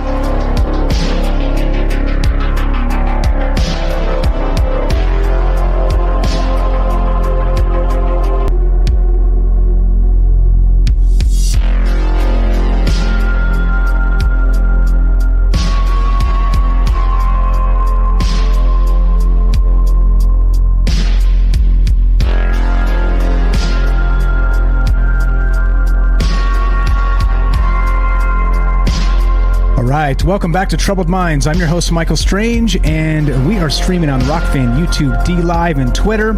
And we're here on the line with Daryl in New York, and we're talking Disneyland. We're talking this bizarre-ass thing that they're going to build in the Southern California desert, and they're calling it Disney Storyliving. What the hell does this mean? Is this as weird as it seems to me? Looking to hear your thoughts, of course, because I am not the arbiter of truth. But we can get closer to that together if we ask the right questions. Welcome back, Daryl, to Troubled Minds. Are you there? Test 1, 2.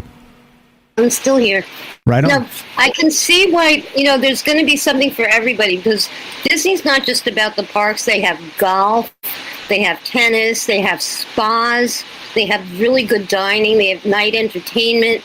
So if you're really wealthy and you like to play golf, it's that kind of, there's a very upscale part of it that I could see that, like a gated type of community with a golf course, that suits a lot of wealthy people, just fine. And the dining and the entertainment is all there too. So I could see if they have, I don't know, it's very artificial. I would think if I was that rich, I probably wouldn't want to be there, But there are wealthy people that like that lifestyle. It's self-contained. If you're like within the walls of that park, if you're in the high-end hotels, you're in the 5-star hotels, there's no riffraff, and they have good restaurants as well. So you have a lot of dining options once you're paying that kind of money, for that kind of clientele. I mean, I don't know, Oprah Winfrey takes like all of her friends there to I think it's the Grand Floridian is her favorite hotel in Florida. And she gets the presidential suite and, lives it up and treats all her friends, and they love it. They have a good time. If you bring your own entertainment, bring your own friends, I could see maybe it would be a nice experience, Yeah, no, again, I'm not putting all of it down. You got to understand, right? Like Disneyland's one thing. So that's one thing entirely. So I get what you're saying. We're talking about this Disney Storyliving. That takes this whole Disney sort of mythology to a whole new level of WTF, right? Like that's kind of what we're looking at here. So it does become like, think about it. Like you buy a day pass and you go in, but people live here. Like it's actually, like let's say Daryl's living there and I'm living down the street over here. And, in this scenario, we're filthy rich, of course, because how else are we going to be here? And then we have the unwashed masses buying day passes to come hang out at our lagoon and, press their little face and fingers against the glasses and see how rich people live for a day. It's a little sick. It's a little sick. And I don't know, like again, right? Maybe I'm too blue collar to get it. Maybe I'll never get it. Right. But it seems strange to me that we have sort of this idea that again, not sustainability aside, what about like the weird brainwashing aspect of this whole Disney sort of situation? I think I don't know. There's a lot here. Like, I'm sure you've seen some of these things where in the Disney cartoons and even back to the old days where they have like sexual imagery kind of like hidden in some of these cartoons, right? It even comes to like the modern day. It's just pretty weird. It's almost like it is a sort of a brainwash sort of situation. And when kids love these movies, they watch them again and again and again and again. It's people that have seen Snow White 1,000 times type stuff. And it's I don't know. Comments on that? There's something. I got to tell you, I was listening to Crow 777. I don't know if you've ever heard any of their broadcasts. They do like serious research whenever they have a subject. And they did one on Disney that really, really enlightened me about Disney. And apparently he was like, I think he was into black magic because he had like all of his like theme park opening were based on like the full moon or some kind of, astrological charts. He was made sure that they would fall on the right day for success. The movies that he made, same thing. They'd have to be on the right day of the week, on the right month, and the right date. He was very well attuned to like the stars and astrology and magic. So, he was very successful. And I just think that he had that on his side. If you ever listen to that episode that they made, it's like, you don't know so much about Disney. It was so interesting, just that aspect of it. I had no idea, he was that inclined, Which would mean, if that was true, let's go down that rabbit hole for just a minute here. If that was true, then maybe some of that like brainwash type stuff that we kind of snuck into like the early cartoons and even persists to today, maybe that stuff is real then, right? I think if you're a practitioner of dark magic or something to that effect, that maybe it would be part of a way to condition the masses somehow. I mean, that makes perfect sense to me. All subliminal, all getting that extra edge, ahead of the game. He was very competitive too with anybody else.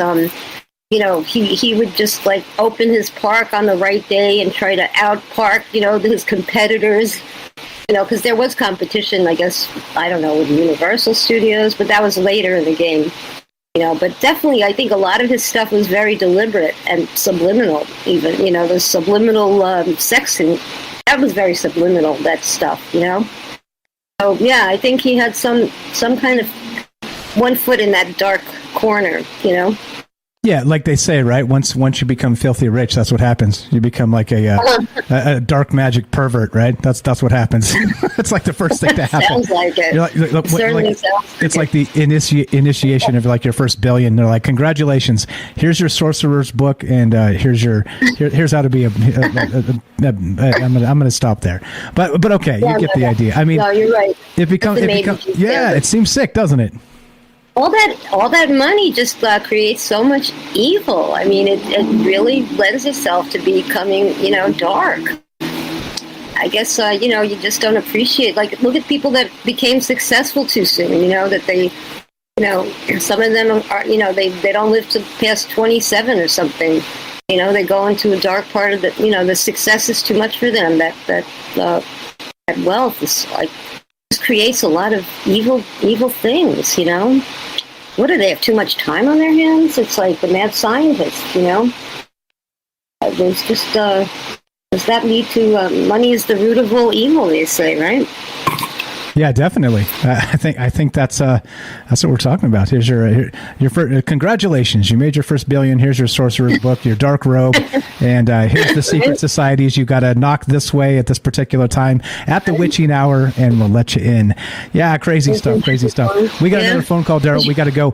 If you're welcome to stay, as you know, just click mute for me, and you can chime in whenever you want. Just make sure you mute it up. You're the best. Daryl in New York here. YouTube channel, check her out. She sings in French and English, and she was on the show just a couple days back talking about Morgellons. Great stuff. Thank you again, Daryl. Always brilliant stuff. I appreciate it very much. My pleasure, Mike.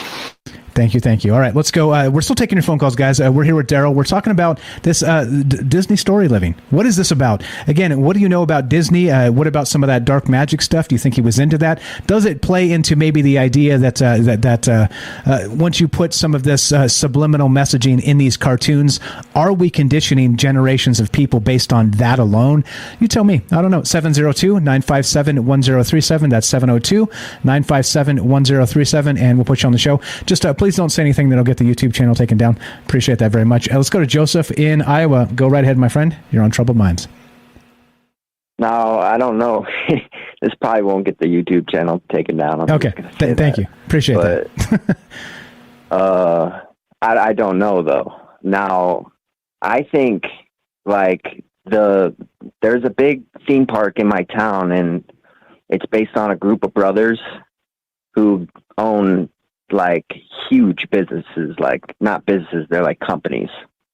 And they kind of got bored. But I think because they're not, like, they make cabinets and stuff. They're not, like, science fiction writers or nothing. I think they team with these people, and it's all connected, like Disney, any big themed park that they're putting up. And I think it's like, and with the TV and everything, I think it's to the point where they can read, like, let's call it a spell, and you'll no longer have control of your eyes, and something else will be looking around, you know? Okay, like something very real, like the Force kind of stuff. Maybe like awakening what built the pyramids. Maybe they're messing with it, but maybe I always think if we had the power to program that back into us, I don't think we do, because I think we're strong. Like, I think we built out of that. And I think that would just be provoking, almost like you would call them demons, you know? Right. Back to the dark magic here. Yeah, and who knows, man? And I think that's part of this, is that if, let's say you do believe in that stuff, and there's demonology and magic is real and all the rest of that, what would be the easiest way to sort of condition people to be susceptible to that type of stuff, right? You just slip it into everyday things all the time, and we see the imagery, you know, that'd be the easiest way to do it. And so you're generating power through these ritual type things and sigils and whatnot that are just everywhere. People see them on the sides of buses. People see them at the Super Bowl. People see them literally freaking everywhere. That would be the easiest way to do it, wouldn't it? A lot of these things are like human, like what they say are human. They'll be like sacrifice for the greater good and all this, like, you know, they're putting emotions and stuff, and then like patterns that your brain picks up too.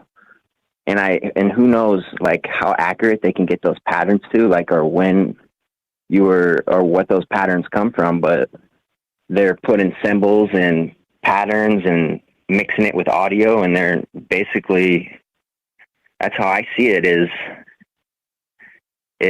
programming. The programming.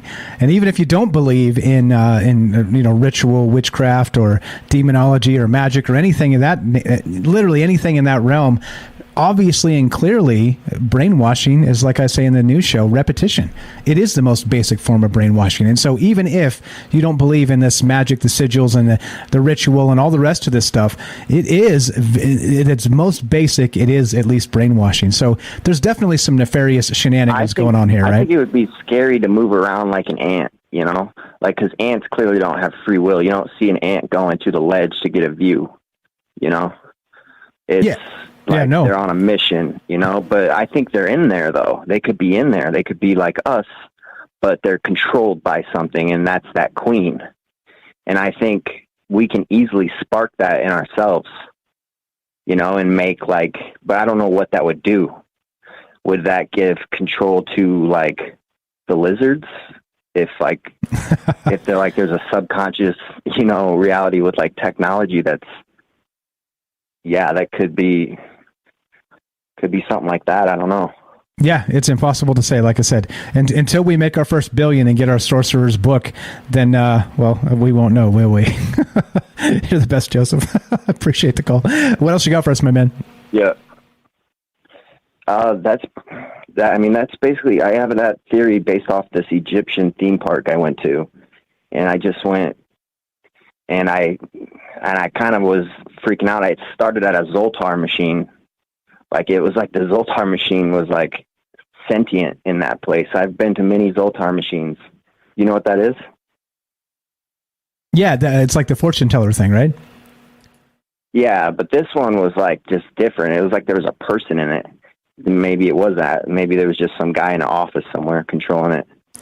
It was like reading your thoughts and shit, and like that's so creepy, man. That's so creepy.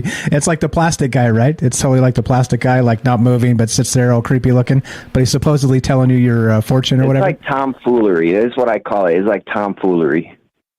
Okay, that's a good term. I like that term. But you thought it was maybe something more. Maybe there was some sentience behind it, at least. Definitely something more. Yeah. Yeah, that's pretty wild. Pretty wild. And I think it can. And I think everyone's susceptible to it, and that's scary. You know, like not like. I think like the controlling of the eyes and stuff. That's like. And like kids, they pick up this stuff. Like they're observing their surroundings. Their brain is picking up this stuff. That stuff, like when you're a kid, you don't have that anymore. Like what we had. So then we become more susceptible to what we had. You know, what those images and stuff. They can bring that back, and it could be like a PTSD or something. They could put you. Like I had a movie I watched and I cut my hand open when I was a kid because it was like a dude who jumped in the water to save a girl. And like I was like so excited in the movie that I jumped up on the bed and I pretended like there was water everywhere. And I cut my hand on this thing and jumped off. And like I was like, oh, my hand. And I started crying and stuff. But like stuff like that. Like it's very powerful. Yeah, like it made you, like the narrative of the movie sort of made you do that, made you harm yourself, right? It's nuts, man. It's nuts, and I think it goes way deeper than that. If you look at some of the, I don't know, like I think you'd have to spend a bunch of time sort of breaking that stuff down because a lot of that stuff, right? Maybe the parents of young children see it because they see it over and over again. But I think you'd have to like watch closely now of like an old movie you saw and kind of like maybe take some notes and collect your thoughts on what the hell's really going on in this thing. You know, it may be a harmless story, but it may not be. Wild shit, man. Wild shit. Thank you very much for the phone call. You're the best. Joseph, Hydro Hose channel. Yeah. Check it out, brother. You're the best. Talk to you soon. Thanks for the phone call. There we go. 702-957-1037. Good stuff so far. Always good stuff from the fellow troubled minds, because what's really going on here? I don't know. Do you believe? So let's take it to the next level. Do you believe in this idea of dark sorcery somehow, of like conditioning children with these nefarious cartoons, things like this, with sexual imagery to maybe groom them for something later on? What's really going on here? Is this part of this? Is this reality, or is this just people with grotesque imaginations trying to see things that aren't there? Again, I'm open to all the ideas if you want to be part of the show. 702-957-1037. And we're looking at this too, this idea of this Disney Storyliving, and that they're creating in Southern California, in the middle of a damn desert, by the way, no lakes or rivers nearby. They're going to create their own special lagoon, brought to you by this thing known as, what is this? The Crystal Lagoons technology, which again is part of that Disney resort living, right? It's supposed to be a sustainable way to keep like a huge lagoon, sort of like clean like a pool, right? Without all the chemicals and without all the things. I don't know. You tell me. Back to this again. The idea is, actually, let's get one more. Let's reframe this and play this clip. Looking to hear from you guys, 702-957-1037. Let's hear the cell one more time from the Disney folks. Just a couple minutes here, and there we go. Looking to hear from you. Click the Discord link, troubleminds.org. This is the cell from the Disney individuals. Here we go. Disney has shared stories that have touched the hearts and minds of people around the world for nearly 100 years. At Disney parks, experiences, and products, our job is to turn dreams and stories into reality, into something that you can touch, taste, and smell, something you can feel and experience and share with those you love. Disney experiences are magical because they start with great storytelling. They include a quality that is unmatched anywhere in our industry. And of course, they're brought to life by our world-class Disney cast members. And every time we reach a new horizon, we start to dream a little bigger and we look for new ways to tell our stories and to connect with more people. It's all part of our boundless exploration to provide experiences for guests beyond the theme parks, no matter where they are. As Imagineers, story is at the heart of everything we do, and we love bringing authentic places to life to immerse you in those stories. Our consumers trust that experiences that Disney creates will be enriching, adventurous, and fun for all involved. And they all know that it will have that special Disney touch, attention to detail, and innovation. And while we're known most for our theme park experiences, we've built an incredible legacy of going beyond the parks, finding new ways to make magic for Disney fans in beautiful locations, both on land and at sea. I'm proud to announce our next Disney experience, Storyliving by Disney. All new Disney-branded master-planned residential communities designed to be the perfect setting for Disney fans to write the next exciting chapter in their lives. So good. So good. I'm sold. It seems to me like one of those showroom type places where you go in and there's no prices on anything. You know what I mean? It's like, notice they didn't say, we're going to make this affordable for the average family. They didn't say anything like that. They didn't say anything like, it's going to be sustainable living for we're going to keep the ecosystem in place in the desert and of California. They didn't say anything like that. It's all a big sell. It's just all a big sell. And you know why they put no prices on the things, right? So they can charge you more if they think you make more, sort of situation. They're like, oh, I see. You drove up in a really nice car and you're wearing really nice clothes. Oh, okay. We'll give you the rich person discount and mark you up by 75%. That's why there's no prices on shit. What's going on? Let's go to Kelly in Colorado. Welcome to Troubled Minds, my friend. How are you tonight? Good evening. Good evening. Hello, hello. What do you think, my man? What about this Disney community? Are you all in? No, man. We're like, who the hell living at Disney? You're cutting out. Get as close as you can, please. So what about there? Can you hear me now? Much better. Go ahead. Thank you. We were saying, why would you want to live in a Disney-themed housing area? It's pretty strange, if you ask me. That's weird, right? It's super weird. Like it's for children, so children can't spend $700,000 for a house, or more than that, even maybe $1 million, let's say, resort fees and all the rest of this stuff. So who exactly is this for? You know, the only way that would actually even work is that me and Michelle are talking to. It's just that it would probably be good for like timeshares.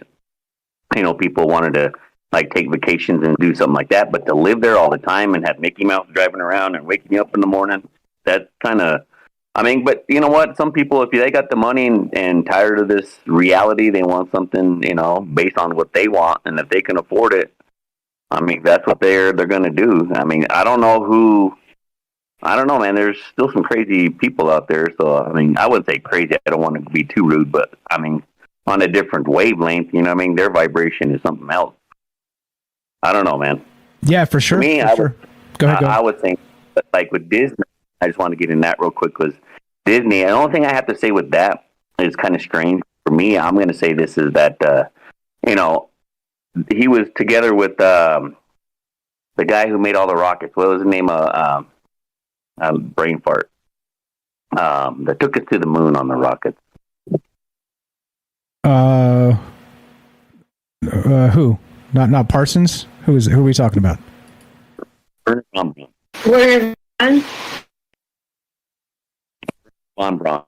Werner von Braun. Okay. Yeah, so he and Disney got together. So that whole the secret space program, with all these billionaires all got together, did an off-world. Yeah, that kind of almost adds together, because Werner von Braun got together with Disney. He split with NASA because they had different directions, and they went to Bohemian Grove, and that's where he had made it all connections. And of course, somebody like Disney, owning something like that at the time, he was a multi-billionaire. If you want to compare money to what it is now, he even did like space programs and stuff with Disney. And for me, they're trying to get everybody in there telling you that, it is the happiest place in the world. But with all the crazy, shit that they hear in, history about these guys, and especially Bohemian Grove, right? Of course they were doing some weird, I would say some weird, I don't know how deep it is, because I know those would just be accusations, but to be with Werner von Braun and, know that he had done that, and, he had made shows, space, like about, his space programs and stuff that he wanted to do. And that, what's crazy about that thing is that the citizens paid for both of them, the secret space program, if there was one, and through our taxes, through our government with NASA. If you really want to think about it, because man, they want once you go to one of those places. I've been to Disneyland once. I took my daughter for her birthday. Man, that was. I don't know, man. It seems like you're always being watched. Like there's a camera hidden behind every little leaf or fake leaf that's out there. They got to keep it safe, man. That's didn't you know that the surveillance means safety?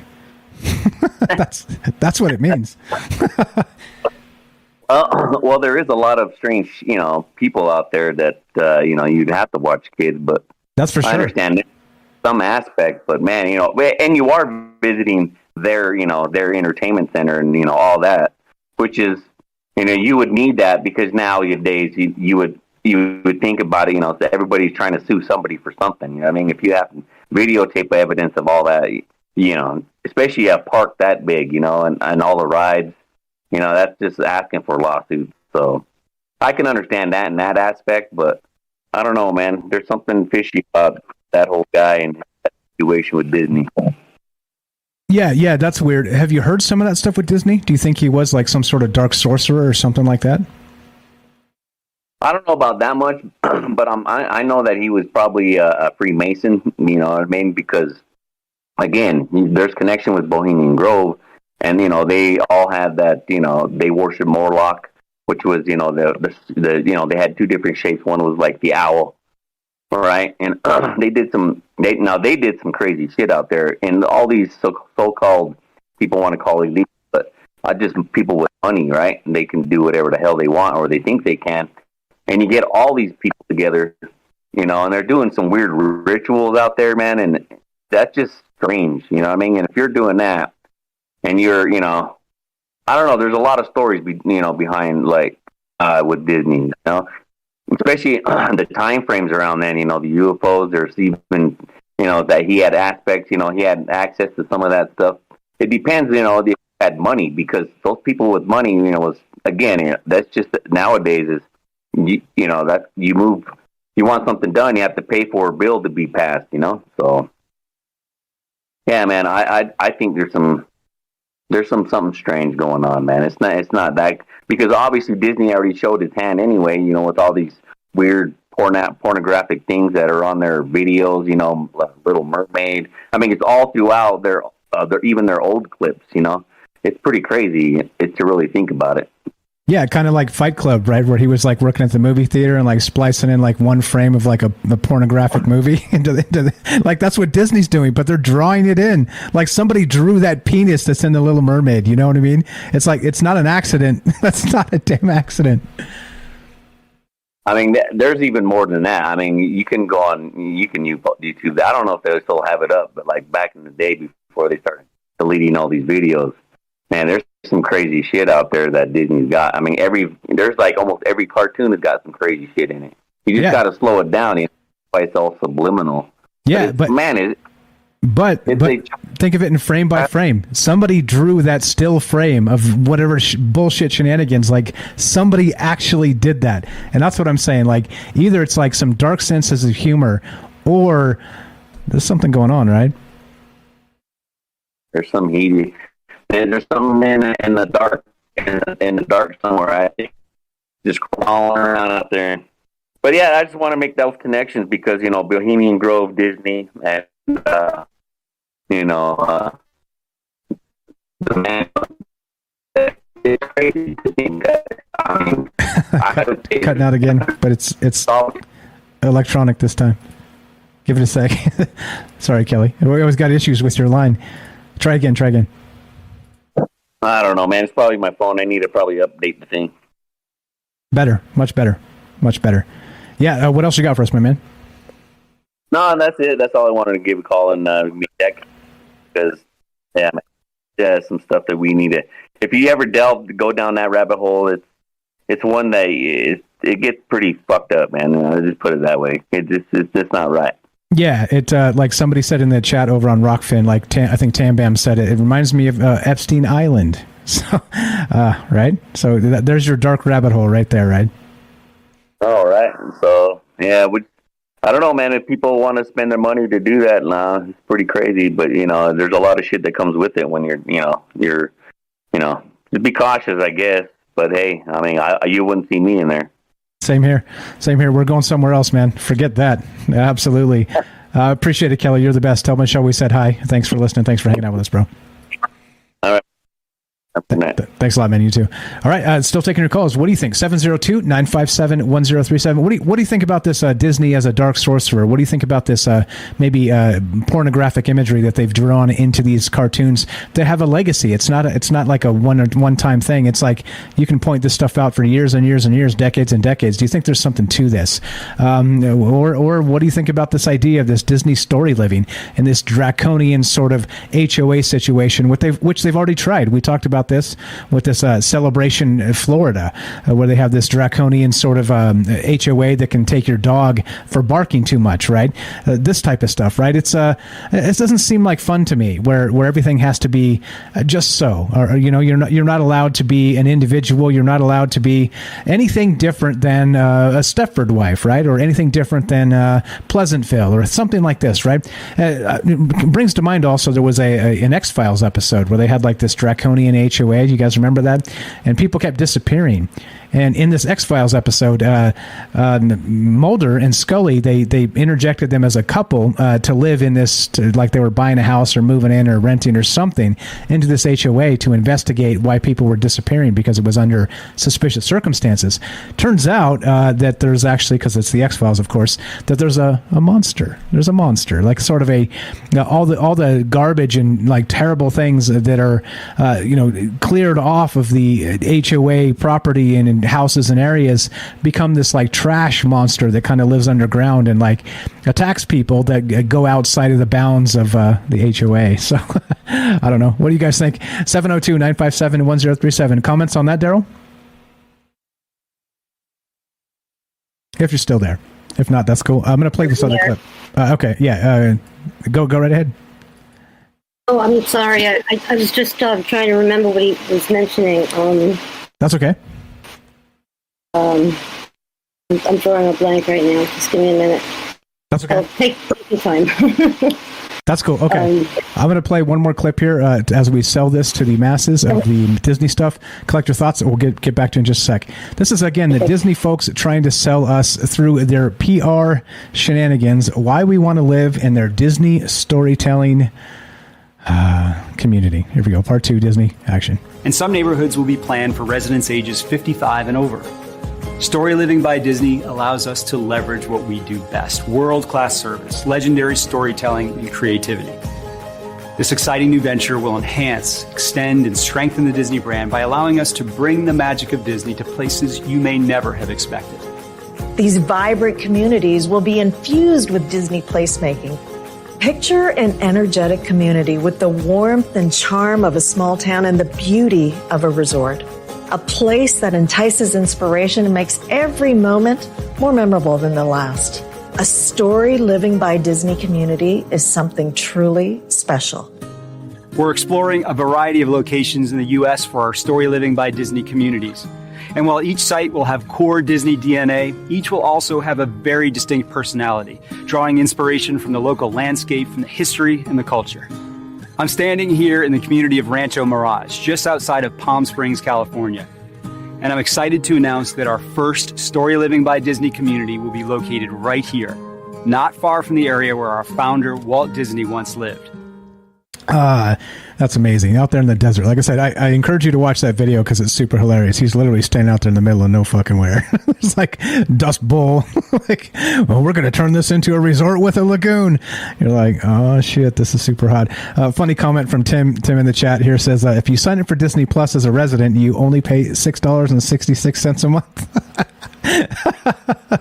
I had to laugh. All right, 702-957-1037. Let's go to Joe in Florida. Welcome back, my friend. Go right ahead.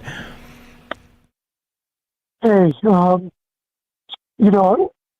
we were talking about him being a magician, or which, you start to think we're all here questioning things.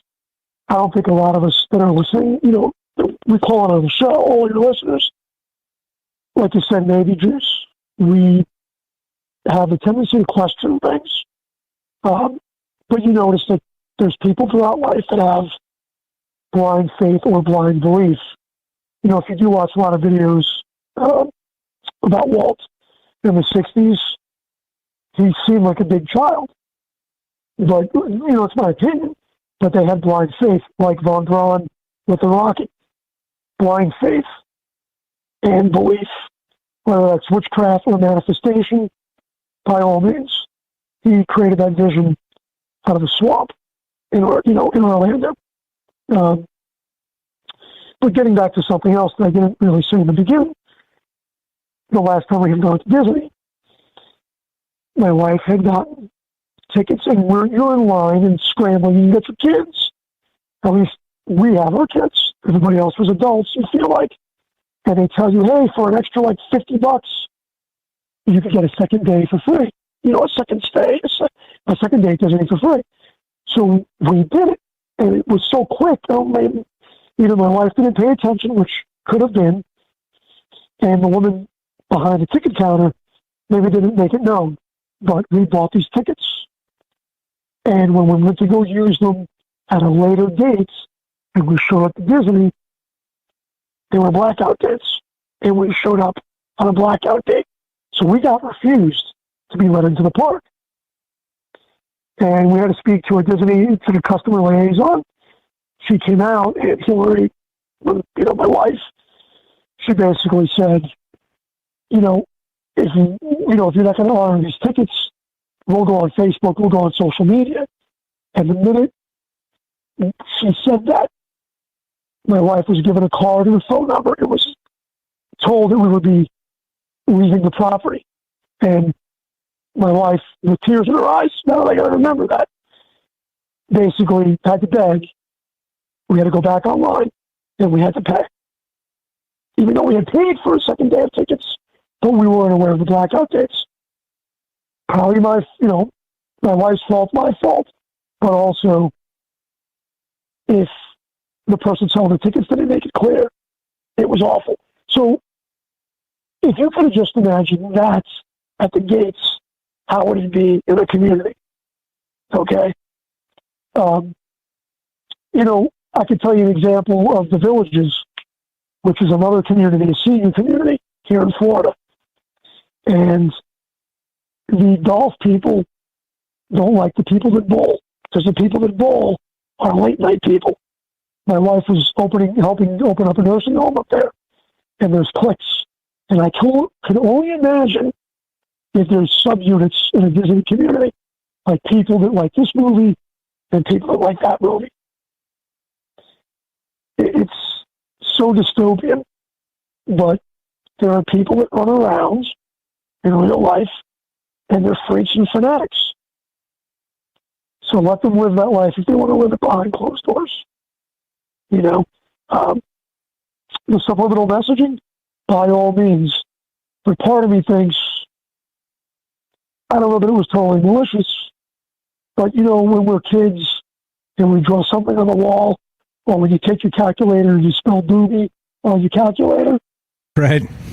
I wonder if some of those, I wonder if some of those guys are like, yeah, this is cool. We got a job with Disney.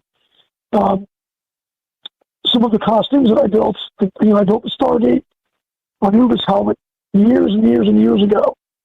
Some of my family, when I used to wear it out, I would always win some kind of cosplay, some kind of medal. And some of my family was like, you should have been an Imagineer. And I was like, well, that would have been really kind of cool, had I known. But, it's just, there's nothing much more that I'm saying, but yeah, was he maybe into some occult? I think he probably was, to manifest it, whether I get up and I say a prayer or something. But these people are in the extremes. It's like politicians. It's like anybody else that has that blind faith. If you watch videos of Walt, that's the way he was. And maybe he was innocent in his idea. But the minute anything becomes publicly traded, the minute it becomes a stock, the minute the owner dies, for crying out loud, you have to operate with the profit. But how much is obscene? How much is it that your workers don't get paid? How much is it, like you said, if you step out of character? What happens? How much is it that if you complain at the gate, they want to kick you out? While we're talking about it, right? This is what I remember, too. One of my first jobs as a funeral director, had a girl, she blew her brains out. Called the husband, said, I'm going to do it. He couldn't get there in time. He used his gun, blew her brains out. He wanted an urn with Tinkerbell on it. Okay? Nobody would do that for me. I could not get an urn company to do that. I tried to call Disney, couldn't even find the phone number on the websites to try and get copyright to do Tinkerbell on an urn. I literally took the urn to a gun engraver that was around here, and the guy he charged the guy like $100. He felt bad, but the artwork, and he engraved Tinkerbell on the urn for this guy. But that's how paranoid they are about their properties. They are. Actually, funny you say that. If you look at the thumbnail I used, I actually had a real Mickey Mouse tonight and had him on the thumbnail. And I was like, wait, didn't I hear something about Disney being like just dicks about every little piece of their intellectual property? So I found it-ish Mickey Mouse. It's not Mickey Mouse. It's a mouse. But, right, like that's the type of shit. You get copyright strikes and taken down for stuff like that because they don't allow this type of commentary on their things because, yeah, crazy stuff, man. What a nutty world we live in. I'm surprised that they don't go after cosplayers. If I made an Iron Man costume, if I cosplayed an Iron Man, I'm surprised they don't go after people for that. I'm surprised they're not going after people with 3D printers that can print. I got a 3D printer. And if I built a Star Destroyer, they own all those properties. I'm surprised that it wouldn't surprise me, but I'm surprised they're not suing people for any of that. So it is scary when you cede your power to that. Who makes those laws? Like you said, they can take a dog off your property. Where does it end? Are we heading into that privatization? Hell yeah, we are. Lazy Guy X has a hilarious comment. Listen to this. Well, Lazy Guy X said... Well, it's excellent. This time, go ahead and finish. We made a 3-hour conversation. Yeah, you're breaking up. It's excellent that we made a 3-hour conversation about this, but the more you talk about it, the more it turns my stomach. Actually, it's a great conversation. I appreciate it. One thing before you go. Is there going to be a Disney ghetto? Low-income mousing. That's from Lazy Guy X on YouTube. Joe, you're the best. I appreciate the phone call. Thanks for sharing your story with us. Appreciate it, my man. Good night. Have a great night. There you go. Easy as that. 702-957-1037. Comment on that, Daryl? I was thinking, they do have, even in Disney World, they have, a 1-star, 2-star, 3-star, 4-star, 5-star, and I'm wondering if they're going to do something like that. Like with the 1-star, it's just basic, no frills. You have, a food courts. You don't have, real restaurants with waitress services. You just have food courts. And then, as it goes up, the services get a little better.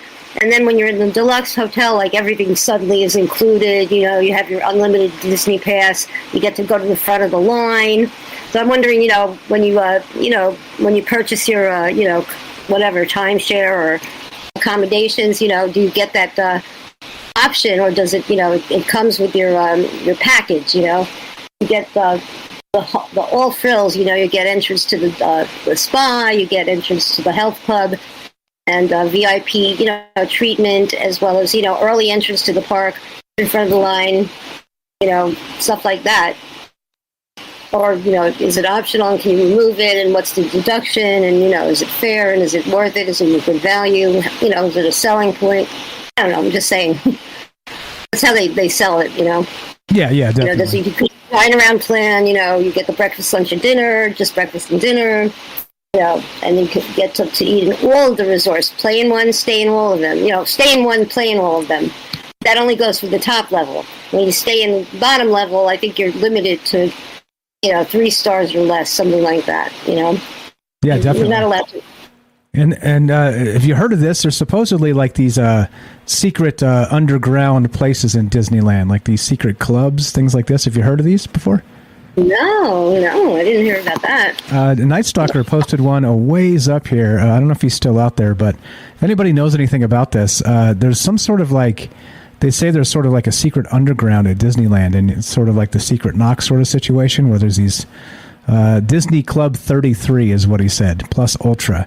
Is that right? Let me search that. Disney Club 33. I don't know if that's the same thing, but I've heard similar accusations of this, like the sort of these underground sort of privates. Who knows what the hell's going on? But Club, a bunker. Who knows? Yeah. I think it should come with your own bunker too. You get your own private bunker. Oh yeah, like soundproof with hooks on the walls and the ceilings. Oh yeah, sure. Absolutely. And then you also get privileges at all of the Disney parks, and not just the ones in California, but and then they throw them in a cruise if you spend enough money, Right, of course. Buy 7, get 1 free. That whole sort of situation. Exactly. We have a special this year. This year we have a special just for you. Just for you, we have a special just for you. Just like the like I said, the showroom without prices. That's intentional. All right. If your condo's not ready, we can accommodate you on our cruise line. Exactly. The day cruise or whatever. All right, so a couple clips here, and I was thinking of this in terms of not just the Disney and the rest of maybe the ideas we're talking about, sustainability and whatnot, but it got me thinking about Agenda 30. Here's a couple clips from Klaus Schwab. Listen to what he's talking about, and this seems similar. And this is kind of the connection I made tonight, in that I think that this is not as innocent as it may seem. Klaus Schwab, action.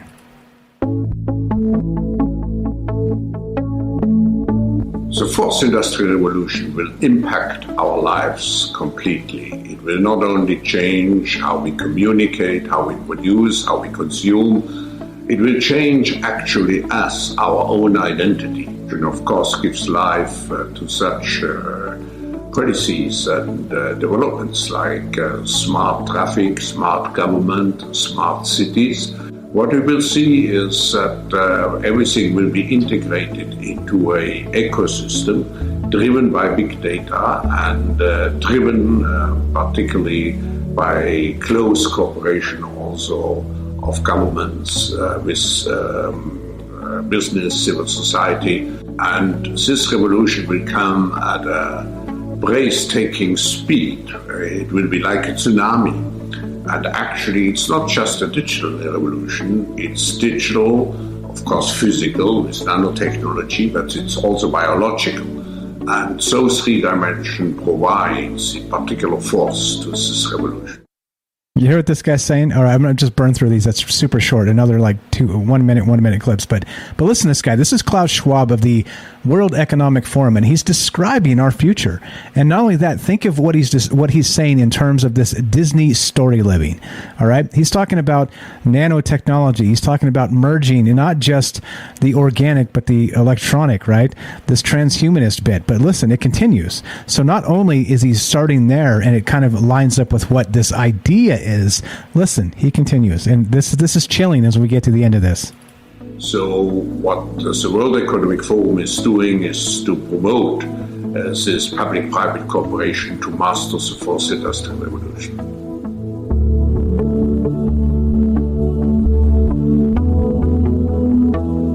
The fourth industrial revolution will have multifold impacts. Of course, every industry will be digitalized, will be disintermediated, and has to define a new business model. But it's not only business which is affected, it's government which has to move over to agile government. It is society as a whole, with the danger of job losses, but also with the need to reskill and upskill people fast. So there's an impact on society. So we will have to prepare very well for this revolution, and I feel that the Asian countries with a relatively young population can manage and master this revolution easier compared to other countries in the world. Okay, and the most chilling part, I'm going to just burn through this because we're running out of time here. I'm going to make sure we get this in to kind of frame it back to Disney Storyliving, right? Again, we're talking about sort of a draconian HOA situation where currently, as described in Celebration, Florida, they can take your dog for barking too much because the HOA is so strict that everything has to be just so, all right? And again, think of it just in terms of Klaus Schwab here of the World Economic Forum and all the control necessary to make all this stuff happen, right? Once you have these sort of private public partnerships, then you start to be able to make your own rules in the sense that you can do things like this because you have to sign them to be part of these HOAs and all the rest of this stuff. Exactly. What's a little Disney without a little New World Order or sprinkled in, for sure? What's up, Daryl? All right, one more clip here, and listen to this now. Now listen to what he's talking about in regard to the education of people, right? He's going to tie this all into, it all starts with education, and listen to what this man says.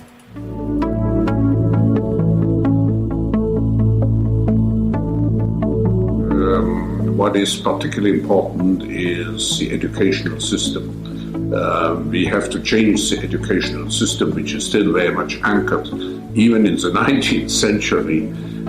We have to adapt it to the need to change continuously, for example, jobs. So the new educational system has not only be aiming at developing digital capabilities, and I should add ethical norms, but it also has to be based on a lifelong educational system. Hear what he said there? First he said jobs, and then he was like, it's a digital world. We have to change the education system in the sense of, it's still based on the 19th century. But then he also said ethical norms. And then he also said it needs to be a lifelong education process. Do you know what that fucking means? Do you know what that fucking means? He said the 19th century. Hear what the guy said. Like, again, and this is straight off of YouTube. It's in the links down. I'll link the actual video I got it from. But this is like, what in the world? Like, they're literally just saying this shit straight up, slipping in some like really, really sick draconian shit, and then expecting us to be like, oh yeah, this is fine. This is fine. Nothing's burning down here. I swear. Nutty stuff. What do you think, Daryl? That was chilling, Michael. Oh, God. I can't even bear listening to him speak. He just makes my, he gets like the hair on my arms, to stand up. And I got goosebumps. I don't like where he's coming from, dude, No, same. No, same. Think about that. So it all starts with the educational system, right? And of course, and then it's all about jobs and technology. And then at the very end, and changing ethical norms. And it needs to be a lifelong education. Well, who's changing ethical norms? Really? That's what he fucking said. Change, That's what he said. Ethics change. So unethical is now ethical. That's exactly what he fucking said. That's exactly the new normal, right? The new ethics. The new normal. And this is your Agenda 2030.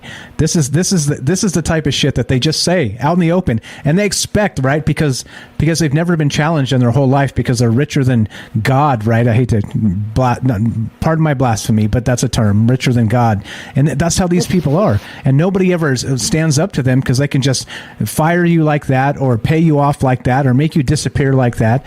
And it's bullshit. It's all bullshit. Listen to the things they say. And if you go and look at Agenda 2030, if you look at the World Economic Forum and Klaus Schwab, what is this? And then frame it in terms of this Disney Storyliving. What the fuck sort of dystopia are we heading for? That's what I want to know. This is pretty insane, right? It looks like they want to control not just the poor schmucks, but the rich ones as well, you know? 'Cause then they're richer than everybody. So I guess the middle class are going to be the millionaires, you know? And I don't know if there's going to be any middle class. There's not going to be any lower class. No, and that's the whole idea, right? More control, more control. You got to control all of it, control every single aspect of it. And another thing, too, by the way, a way we can look at this and see what's actually happening is what about that trucker protest in Canada? You see what happened with that shit? Like, they cracked down on that shit, and they're freezing people's bank accounts. I talked about this just briefly last night as well. Oh, yeah. Like, what the fuck? That's extremely dangerous, exactly. So they're literally labeling these people as terrorists, and as under their counterterrorism laws, they're going after citizens of their own fucking country that are like, hey, peacefully protesting. You see what's going on in this world, guys? It's not a pretty thing. And if we don't recognize it and stand up and say, this is bullshit, and we pay taxes, and we're the ones who make this country run. Just like Jay was telling us the other night on Discord after the show, he's like, hey, you know, like, I know mechanics that are only working on truck drivers right now because they know they're going to buy diesel at the gas station. They know that they're going to be repeat customers, and they're picking and choosing who they can help because they're busy as hell because they've shut down other places. Other places went out of business. And so, sure, again, back to that, the idea of the modern monetary theory is, oh, we can just fucking print as much money as we want because we still have mechanics and plumbers and the rest of this shit. I said a little bit of this last night. It doesn't work that way. It absolutely doesn't work that way because when you have a bottleneck of people providing services and goods to an entire population, then the people providing those services get to pick and choose who they serve because they're busy. And guess what? They're going to put. They're not going to be fixing government vehicles, right? Because what's the difference? They get paid the same to fix a vehicle no matter what. So it doesn't work like that. And there's like this giant delusional dream that we can just do whatever the fuck we want, and when the world goes up in flames, we can just blame it on more capitalism, right? More socialism, whatever the fuck we want to say. Stop. Yeah, it's gotta be stopped. We can't let this get any further. I mean, they'll tell you it's practically there already with the digital currency. They're just going to be able to turn off your currency if you don't like their politics. Exactly. Well, back to the whole point of a social credit score. That's what conspiracy theorists were saying for fucking years. And they're me included. I did a ton of shit back in the day on China and the social credit score. And the people like face palm and they're like, "Oh, Mike with his anti-communist propaganda." Oh yeah, fuck you. That just happened in Canada. Like, are you shitting me? Okay. It's already happened. Nah, no, it's happening. This shit is going down. And I've been saying it. They're contacting the people. Somehow there was a leak, and they're contacting the people that funded this trucking thing.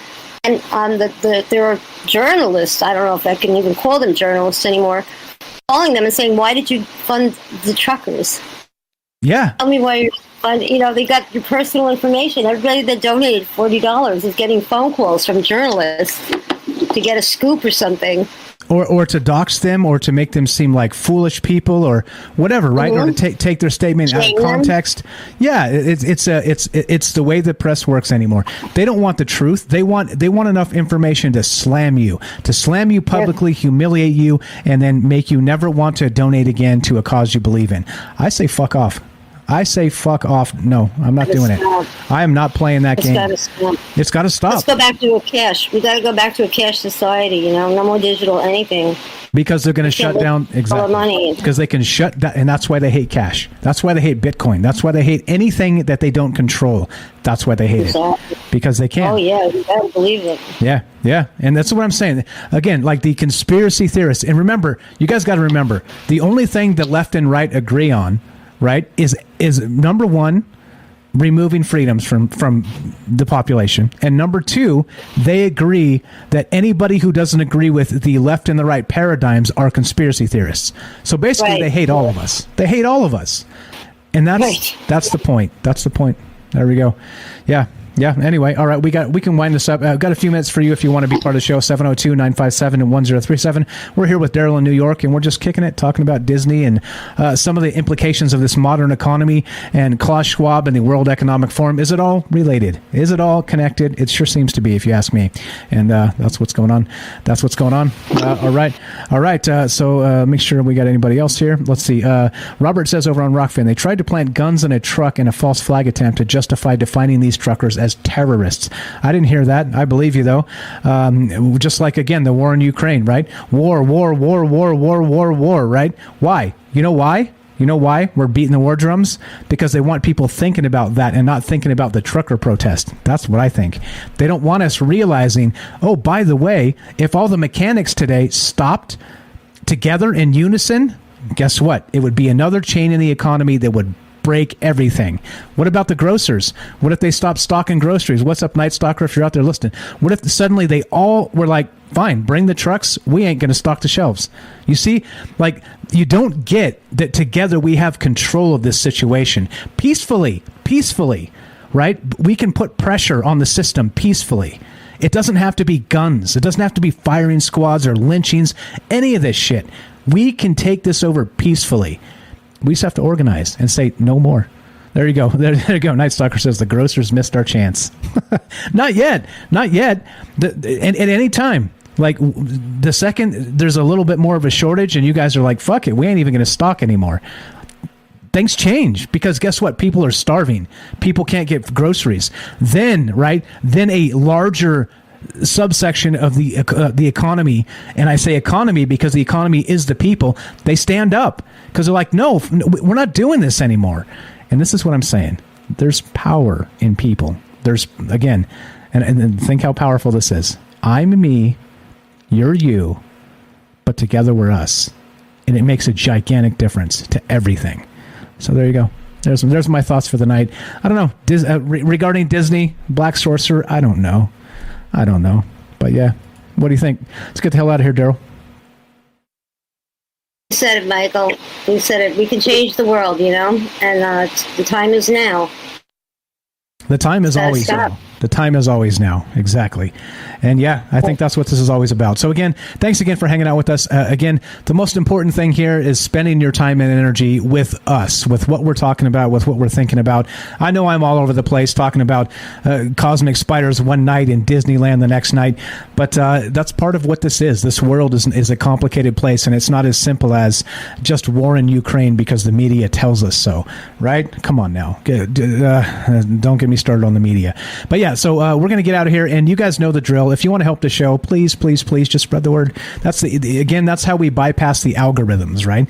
They cannot stop us from talking to each other. The algorithms can put us in a box. They can tell us, maybe read our mind before things happen. They can, based on data points and big data, all this bullshit, right? They can do all those things. But what they cannot do is stop us from talking to each other. And I'm telling you what, they fear ideas, they fear unity, and they fear the fact, the simple fact, and this is a fact, and I don't say facts a lot.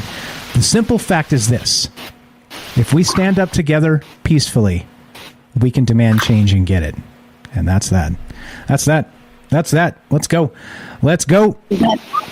Beep, beep, honk, honk. How's it go? Honk. Honk. Honk. All right. Let's get the hell out of here. Thanks again to Daryl for hanging out with us. Thank you to all the folks who called in tonight, all the amazing people in chat. Thanks to all the folks who listen to the podcast feed. I see you out there. We are literally growing. Think about this. Every month over month is like 12, 15, 18% growth on the podcast feed. Shit is about to snowball. It's about to get real. You know why? Because we're asking the right questions, because we're thinking in the right terms, because we're getting together and discussing things that other people are afraid to ask, afraid to discuss, and afraid to be. We'll be it because we're not afraid. Remember, the number one rule: be not afraid. Thanks for hanging out with us. Thanks for being part of this. Anything, Daryl? Well, we got the music outro rolling. Be true.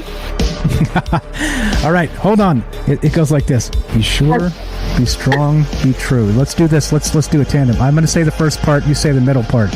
All right. You say be strong. All right. Here we go.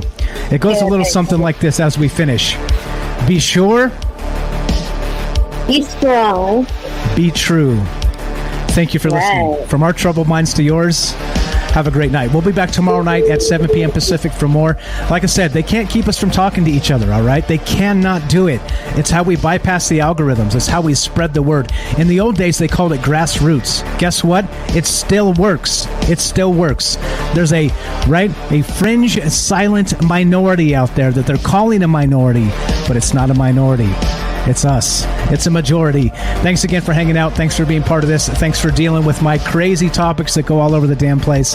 And just thanks for listening. Thanks for spending your time and energy. That's the most important part. If you want to help the show, a couple ways. Patreon, you can sub up at Twitch. You can sub up on Rockfin. Rockfin, by the way, it's $10 a month. Just click the link down in the description below. And not only do you get extended Troubled Minds, you also get every other thing on Rockfin, all the premium stuff. And there's a ton of amazing stuff on Rockfin. So there you go. That's a few ways. If you don't want to spend money, no problem. Listen to the old episodes of Troubled Minds on the podcast feed. That would be iTunes, Spotify, wherever you listen to your podcasts, Spreaker, you name it. We're everywhere, and that's that. It's easy as that. And there you go. Thanks for being you. Thanks for being you. Let's get the hell out of here. All right. We'll be back tomorrow night at 7 p.m. Pacific for more Troubled Minds. What the show's about, I have no freaking idea. Let's see what the news cycle brings. Let's see what inspiration calls. And we'll be there. Be square. Doing that. Michael Strange, over and out.